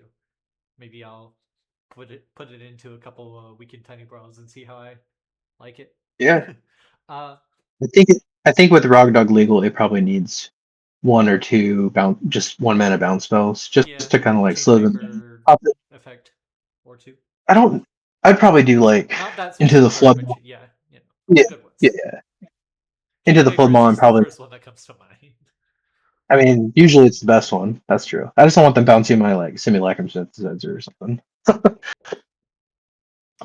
Uh, well, since you got the chance to sit around a variety of lists in this tournament, I wanted to ask you of all the lists that you maybe saw or maybe that you played against, what was the list that surprised you the most? Um, I mean, besides mine doing well and being like mono blue, which everyone thinks is bad. We talked enough about that though. I think I think it's probably upsets Evora deck. It's The like deck is sick. it's so good, and it's just like I watch him sitting there. He's doing math. He has like 2 mountains in play, and I'm like, and nothing else in play. And I'm like, what the heck? And he's like, can I kill him? I like hear him talking to himself. I'm like, what? How are you gonna do that? And you look at his hands, just like this random stuff. Like the deck just like pops off and does some crazy plays. All of a sudden, you take 18. He killed me when my pause was legal. I was playing him, and he like 18 to me all of a sudden out of nowhere. I was like, whoa. Yeah, I got against him in the monthly with a rites of initiation on a fairly closed up board. I was at like 12 and I just got like shot. I was like, oh, okay. Well, I guess that's game 3 over then. Is that the one from like Odyssey or something like that? It's around that time. I can check when it was printed, but I don't remember off the top of my head. Try and live. Tell me when Yeah. this card. Yes, Odyssey. First one. Okay, yeah, that was a bulldozer recommendation. Yeah, that card's sweet. Yeah, Wow. that whole deck is really cool. For me, speaking of bulldozer, his decision to shoot in with Scuba Puma's Marath Will of the Wildest quite surprised me. I know he's played Naya and combo decks before, but I was quite surprised to hear that he ended up picking that deck just up. You know, he played the car in the previous one, and then it got banned luckily, and then he didn't really know what to do, and he's like, the Meese players are always making moose noises about it, so he's like, whatever, I'll give it a shot. Since it never hasn't done well previously in our meta, it's been attempted a few times. So yeah, I think he basically lost a win in to get in with it. He almost top aided. Yeah, I read his tournament report, and he made some really interesting and compelling points that I won't discuss here about the list in general. Uh, and definitely as one of the Marath players in the Discord, has given us some things to think about for the future. Yeah, he's been playing Magic much longer than I have, probably um like Weatherlight, that sort of era. So maybe even revised. I don't remember what he had told me. I just know he's been playing a long time. He's probably been playing competitively since when I started Magic. I think that was true. So like Invasion. So Yeah, he was playing like um what's that? The first blue green madness and all that sort of stuff. So Wow. I appreciate him picking up the list, and I hope that maybe he gets to tech it out and try it again at some point or another. But moving on, we've already kind of lightly touched on it, but it's kind of time to talk about the elephant in the room here, which is 3 Rog Dog decks present at this tournament. One of them got first, one of them got second, and the other got ninth, so just outside of our top 8 discussion here, but worthy of at least bringing up. Uh, yeah, how was that? um I mean, like I said, I wasn't surprised because people will play really powerful decks, and Yeah, one guy, the guy who got second pod, Buddy Anthony, he played it again because he's like, I want to try to get at least a first place with the deck before I switch off of it. So he was playing it again. He actually lost in the finals again, so I guess he's gonna play it. Playing it again next month. But so going off of the question you asked, you said, what makes the deck good and how do you yeah. play against it? What's so good about it? What's it like playing against? And do you think the deck is out of line? And what's your experience playing against it? How do you Sure. beat it? So I'll kind of read off what I had wrote here. So the deck is obviously very good because every single land or almost every like basically every land and card makes the dog bigger. Mhm. They get to play cards that leverage the advantage of a CMC commander better than anyone else. So like they have Arachne, so they get to play that for one. They get to play that for 1 mana, and then make some sort of spell type in the opponent's game plan cost more, and then they get a free counter because they just get to put the Rog back into play. They they get to play also from Spider-Man, Arana, Arachnia. and then you can put yeah, Or no, yeah. well, Arana, Aranya. Yeah. Arana is the Hard to spell. Aranya, yeah. Sorry. So then you get to put like the counter on Rogue Rack, and then now you're just gaining card advantage because who wants to waste two blockers on a one, the 1/2? So that's just giving you a card every turn. You get free fodder off of you have gut in the deck, so that's just something that's you don't have to think about it. I'm just going to eat this, make a skeleton. You get to leave up Flare of Denial to basically act as a free counter spell because I saw it.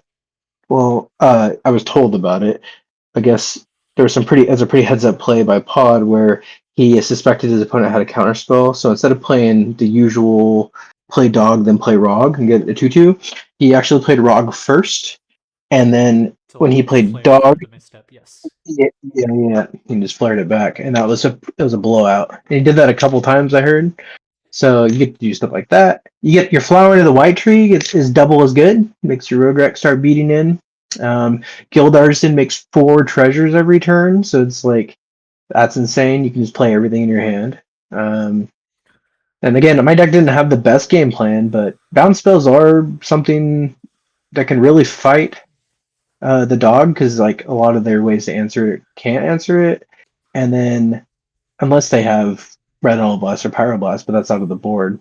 Um, because the only way to really play against it is you got to stop that early burst damage to slow down the game plan so that you can stabilize and actually start doing your game plan. Is it out of line? I do see it get beat by Spider-Man 2099 regularly, but it probably needs a little bit of adjustment. I'm also I of don't the really, opinion personally that deck is outlined this out here nor there. yeah, potentially. I'm not. I don't really like to. That's just my Yeah, personal I opinion. don't. No, I get you. I try not to talk too much about that sort of stuff, so I can kind of hint at it, but I don't really want to fully go into that. Of course. Um, yeah, so that's basically what I have to say about the dog. Is I think it does needs some adjustments. I think speaking purely from a player perspective, uh, and from what I've done of actually delving into these lists so far, the thing that I've noticed is that there are very very few uh, amount of variance between the lists. They're all pretty much the same core with like 1 or 2 or 3 cards different. We Yeah, so like rainbows and myself, we kind of brewed Rog. We kind of took older lists of Rog Dog and we modernized it. And there is a couple variants because like Rainbows likes having Shadow Spear in the main deck. I don't like having it in the main deck. Stuff like that. But my buddy Pod, he's like you brew good decks. So he's like he'll just build my decks. So that's kind of why you'll see the same deck. And then like the first place list, that's my Rog Dog deck. So then it was basically like a mirror match between them because I I brewed the deck. So that's why you see that stuff. I've designed a few decks, and some people build those lists, or I've worked with those people to build lists. And honestly, as someone who's actually been playing the list for like off and on, but for the longest time of anyone who's still playing it, uh, the list hasn't really changed in terms of the conceptual idea as much as it has just gotten better.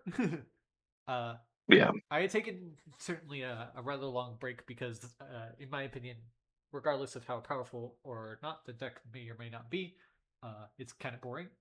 Uh, it's so I had taken a kind of break. I saw Rainbow's actually beginning to like brew the list and play it for herself, and I was like, huh, maybe I should update that one, give it a shot, and played it in a monthly not too long ago and had some fun.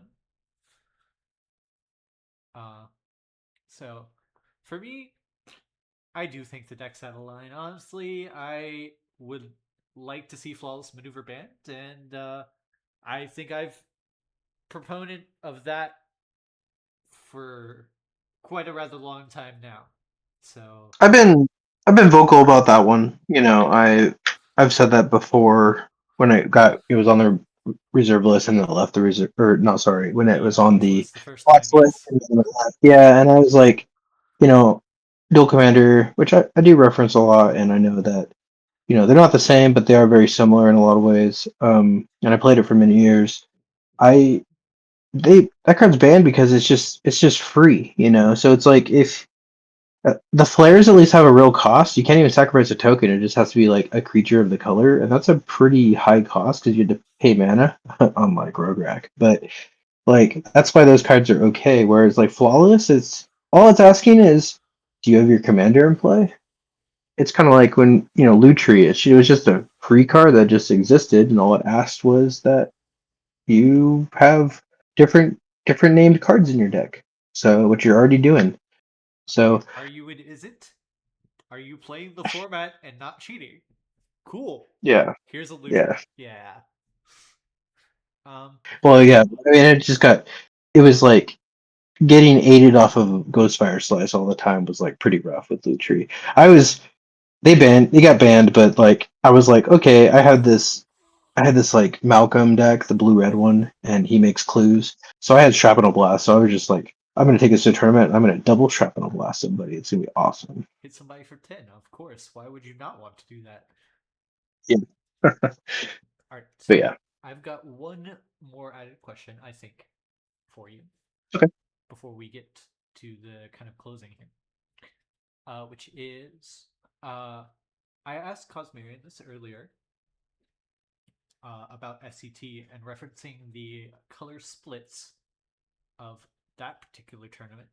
Uh, can green be fixed in this format?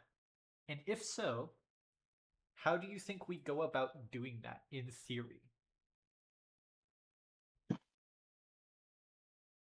Well, I think a good start. We have like the unbanned test team, and I think almost every green card besides Fast Bond could probably reasonably see be tested and potentially come off.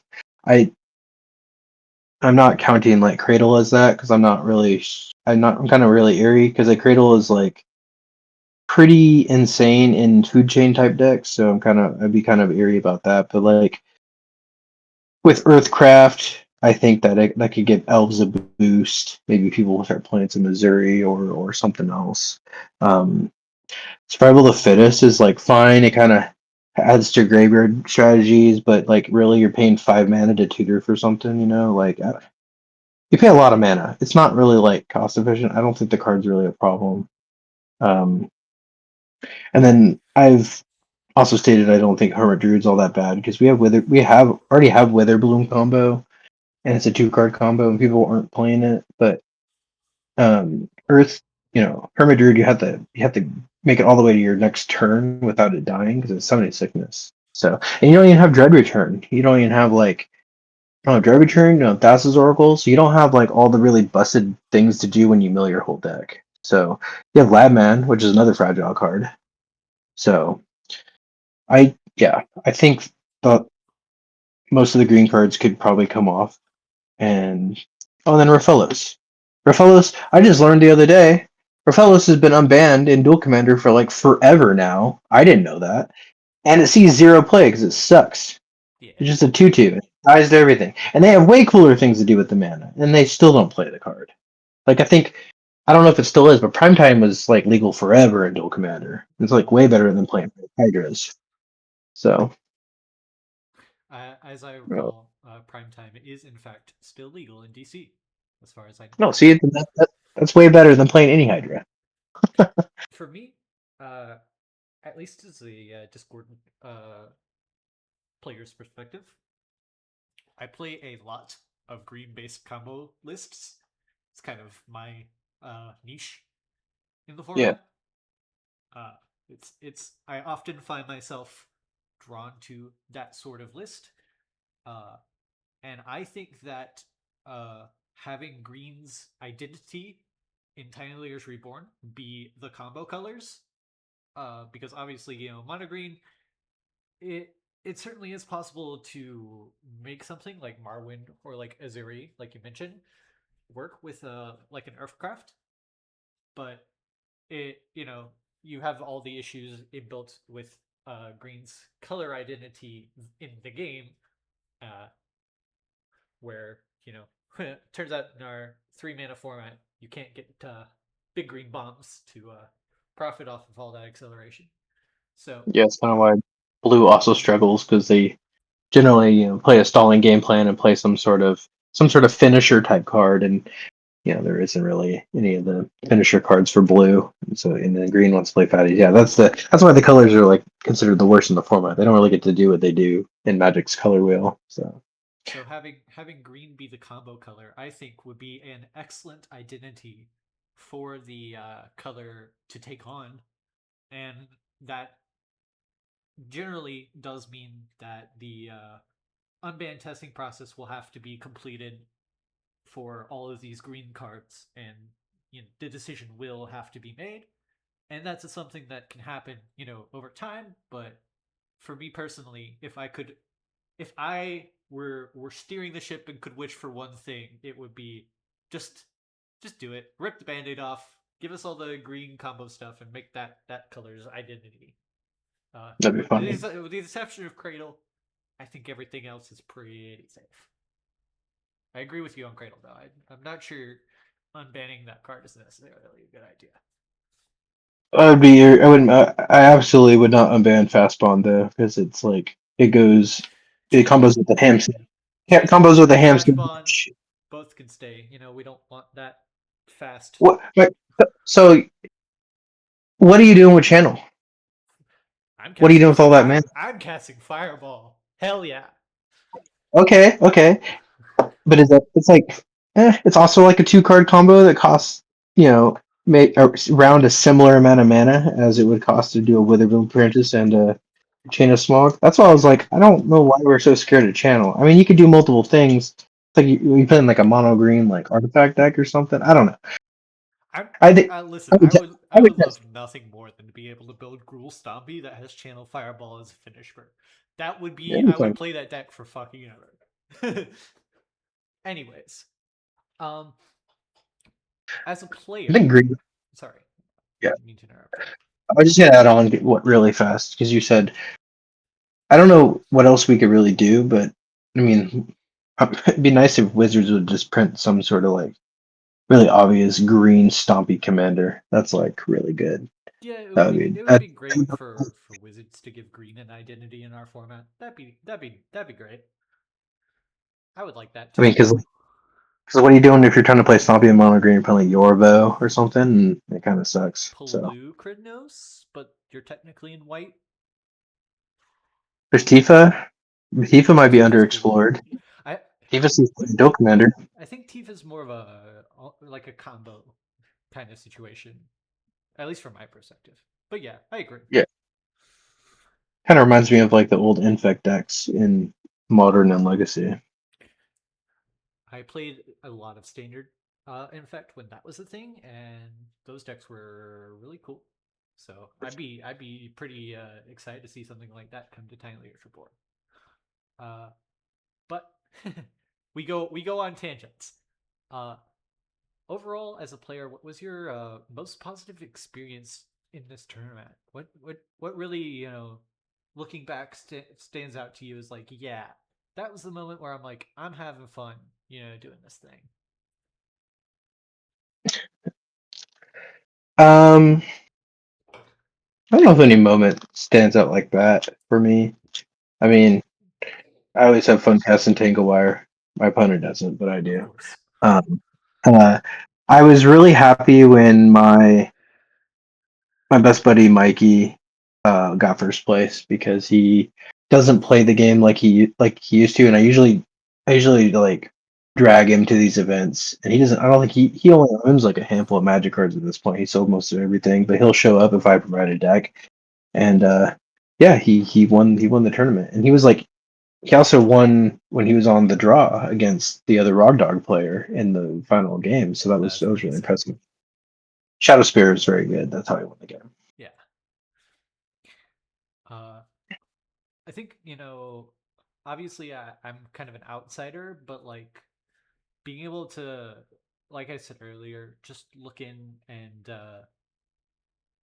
kind of having the privilege to read the tournament reports from you, from the players, and see the deck lists, and uh, the Northern California region has been very crucial to the beginning of building a proper paper tournament scene for Tiny Leaders Reborn. That is kind of the not necessarily a blueprint.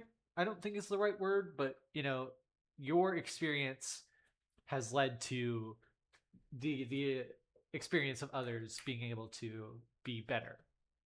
So I'm always appreciative of that. Thank you. Um, Now, here's our last little section here. I want to discuss the overall snapshot of the Tiny Leaders Reborn meta as a whole. Uh, what are your thoughts on maybe some of the top decks in the format outside of Yoshimaru Rodrak? Like if you had to kind of give me like a top 10 Tiny Leaders decks from your perspective, what would you be thinking? Um, Putting you on the spot that's like one I this. wish. I'm sorry. I was like, that's one I wish I would have been able to prepare for better. I think I still got to use one of the slots on Rog Dog. Sorry.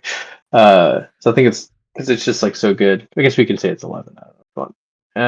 Rog Dog is the automatic include that goes at the bottom of the list. I think Acererak is very good. Um, I think that Slimefoot and Squee is very good. I would say it's like kind of like Slimefoot and Squee is not like insane in any matchup, but it's if you play really tight and you're a good player, then you'll come out on top. I think Harvin is just a very good player, very analyzes things very well, and wins a lot of games that way. Um, I think that uh, Spider-Man 2099 is one of the top decks, which is cool. We actually have a blue deck. I would say I probably think that Rocco is probably one of the better decks. Also, there's a few different ways you can play it. It's also can be kind of hard to interact with. Um, let's see. I think depending on the metagame, Gut is really good. Especially if there's a lot of 3 color decks, then Gut will prey on that. And the Blood Moons pull extra weight in those matchups. What else? Anything my buddy Jonathan brews because he's a madman. No, and I should let me look at the Discord real quick because I want to be fair about this because it's like, yeah, we don't play everything, but um, Well, while you kind of calculate the rest of your thoughts, yeah, I'll share my personal thoughts. As we have said, Rog Dog is our it's our free include. It's going at the bottom. Uh, I build and maintain my own personal Tiny Leaders tier list, where I kind of put my thoughts on the who's who uh, when it comes to the reference point of the Discord meta. okay, And so for me currently, uh, inside of our top 10, we have Acererak the Archlich, Aminato the Fate Shifter, Leovold Emissary of Trest, Morathwell the Wild, Mathis Fiend Seeker, Rao Monsoon Mage, Slimefoot and Squee, Spider-Man 2099, and then for me personally, while the second tier is in no particular order, my pick for number 10, uh, or it, like numbers 9 and 10 are like a very very close two-way, like could be either or between Ellie Ellie and Flubs the Fool. I think that deck is really good, but I think it's like you need to be able to pilot it, and that is a Sisyphean task. I did like Zycrown's most recent version of that deck. It looked really like it was definitely doing things a little different than what people were trying to do previously. So I have to agree with you there. I helped with that deck a little bit, had the privilege of contributing some of my ideas. I had been previously playing a Tanuk Memorial Ensign list that ended up with the same essential WinCon line, borrowed, of course, from our friends over on the Modern Titan side of things. Uh, but then he took that a step further to make the blue uh, and the way that Flubs works make sense and capitalize off of the addition that the Lost in the Damned gives you, and it did really well with all of those things in the second chance tournament. That's so good. And every time I played Spider-Man, I never draw the card. Why can't I get like free wins? I just get beat up. Let's see, my list is almost done here. No worries. I got one. By the way, I think I speak for both of us if you're listening in and your deck is, at least for me, if your deck's on the top two rungs of the tier list, you could be uh, trapping inside the top 10 basically at any point, depending on your uh, draws versus your opponent's draws. And, you know, for Lags here, I'm putting him on the spot, so don't feel bad if he doesn't mention your deck. So yeah, Rock Dog Spider-Man 2099, I think are probably the best decks in the format right now.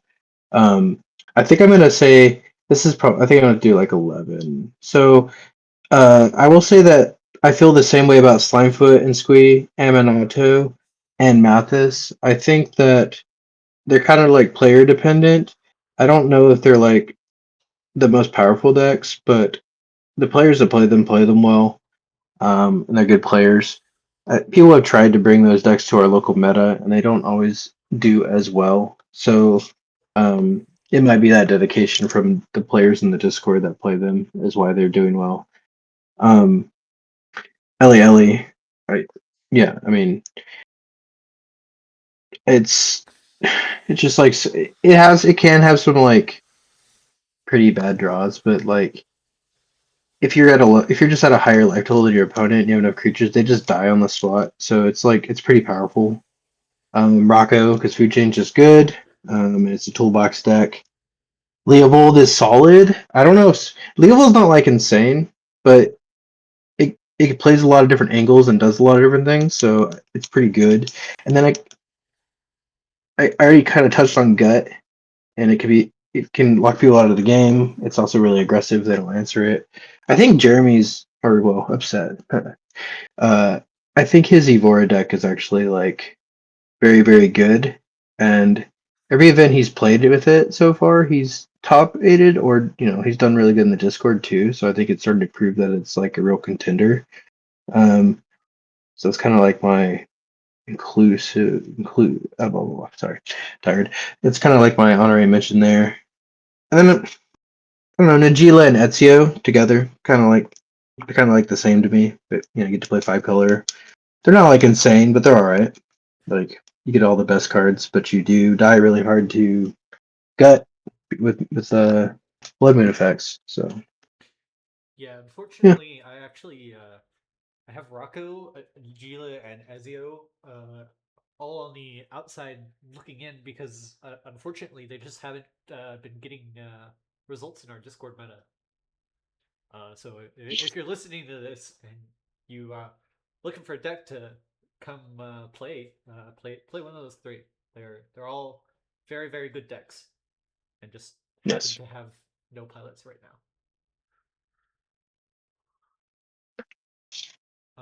Right. Um, so if you had to score the Tyler's Reborn meta for depth, of the meta, format fairness, and the amount of fun you can have playing it. On a scale from 1 to 10, what would you categorize each of them for? I like putting numbers and I wrote things here, but I don't. They just take it with a grain of salt. Like, Yeah, of course. so I said, yeah, for the audience, I said depth like a 7. I said there's cool intricate plays to be made, but some of the deck building choices feel like people play a lot of the same cards, so the play patterns can be kind of repetitive, you know. So I don't know how in depth it is. I think that's like probably the biggest turnoff for people with the format too. Is they get really frustrated with seeing a lot of the same staples.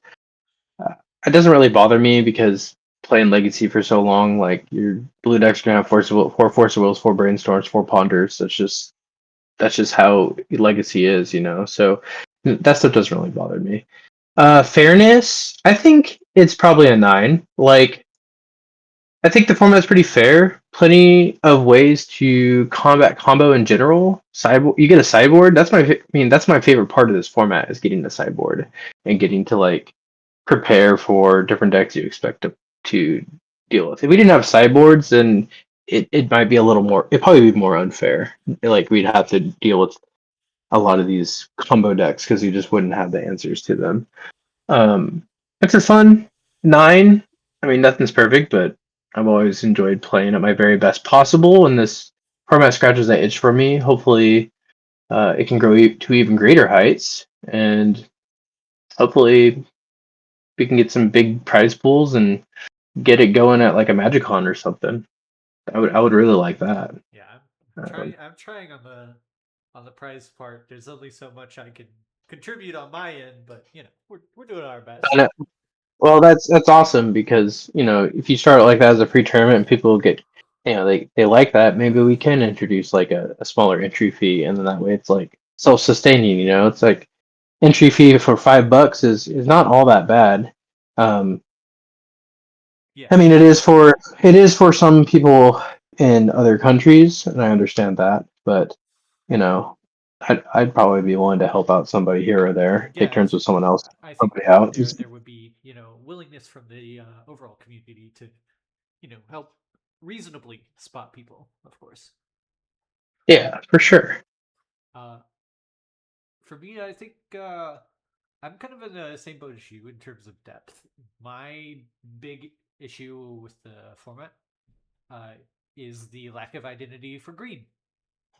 As it turns out, as someone who likes playing green, uh, the complete and utter lack of what green actually does, competitively speaking, is kind of a very sad face thing for me. There are lots of very competitive decks that have green cards in them, but they're playing the green card because it is either a card that they want anyway for like cards like Abrupt Decay, Ren and Six, Grist, so on and so forth, or they're playing a green card that is actually one of the very few green standouts, such as Malevolent Rumble or Legolas's Quick Reflexes or Six over here on the Discord meta. Uh, and so, yeah, if to improve the format's depth, working on making green actually do something would be great. Uh, in terms of fairness, I am actually at like an 8 or a 9. I think like there's nothing crazy going on, but also there's nothing crazy going on. You kind of at least that's my player experience. Playing on Discord, you kind of see who you're up against and kind of know what's gonna happen before it happens a lot of time. Uh, Depending on what deck you're playing, and so yeah, sometimes that can be a good thing and sometimes not. And then fun, always 10. I love this format. It's great. Yeah, Do you think the meta is overall healthy? I think I think like generally it's healthy. Yeah, I I don't think they're you know besides maybe flawless and maneuver, I think it's pretty healthy. Besides, like, well, it's got a diverse metagame, but obviously, yes, it doesn't. It is lacking that green representation. But I wouldn't say that like it's just unhealthy to me. It would be like three decks are dominating, and your only choices are play those three decks, or or the two decks, or the one deck, or whatever. But there's quite a few decks that people can play, so I think it's relatively healthy. Yeah, I definitely am want to agree with you there. I think flawless maneuver is a toxic play pattern, and uh, you know, uh, it is on the watch list to be banned for a reason, and it has been the discussion uh, of the server a number of times for a reason, and the rules committee will make that decision come August as to what exactly they want to do with that particular card. But other than that, I don't think there are any cards like from an overall standpoint that are all that insane. I have a personal and deep and biased hatred for Barragoyf, but I'd be the first one to admit that that's me. So Yeah, I mean it's a strong card, but it kind of gives mid range a way to deal with aggro. Like I don't. Yeah, it doesn't die to red removal spells, but I mean, yeah, I don't know if it's all that bad. I'm not convinced yet. I guess it is a strong card, but I've seen plenty die. I can give you my actual thoughts, but I don't think that's worth discussing here. Uh, that's not really the point of Another, why we're here. yeah. uh, so, is there anything you would like to add? Anything that I missed? Anything that you think is worth pointing out about your Northern California meta or the experiences there before we finish up here? Mm, no, no, nothing like particular. I just want to say thank you to all the NorCal people that are listening that keep showing up to the tournaments. Like it's awesome. I'm glad we get to play and hang out once a month at least. Or but and I hope we can grow bigger. Like I'm pretty excited because next month they're gonna have a tournament not related to Reborn Rumble in Sacramento at Hammerhead Games, August 15th. So if anyone listening to this is in the Sacramento area, they should go check it out. I'll be there, and Bulldozer will be there, and I think a few other of the NorCal people will be there. So I'm it is a bit of a definitely drive for us. We're definitely going. So I think it's almost like a 3 hour drive for us. I want to make it a point at some point to come out to one of y'all's tournaments and come play. It'll be a flight, but you know some things are just worth Uh, doing. hopefully we can hopefully it's like a MagicCon in LA, and it's actually worth going to for you. All right. Well, thank you so much for being here. I really appreciate your time and all the work that you do as not only a member of the rules committee, but as the LPO for Northern California. It's been great. Thank you, I appreciate that. Have a good evening. Yeah, you too.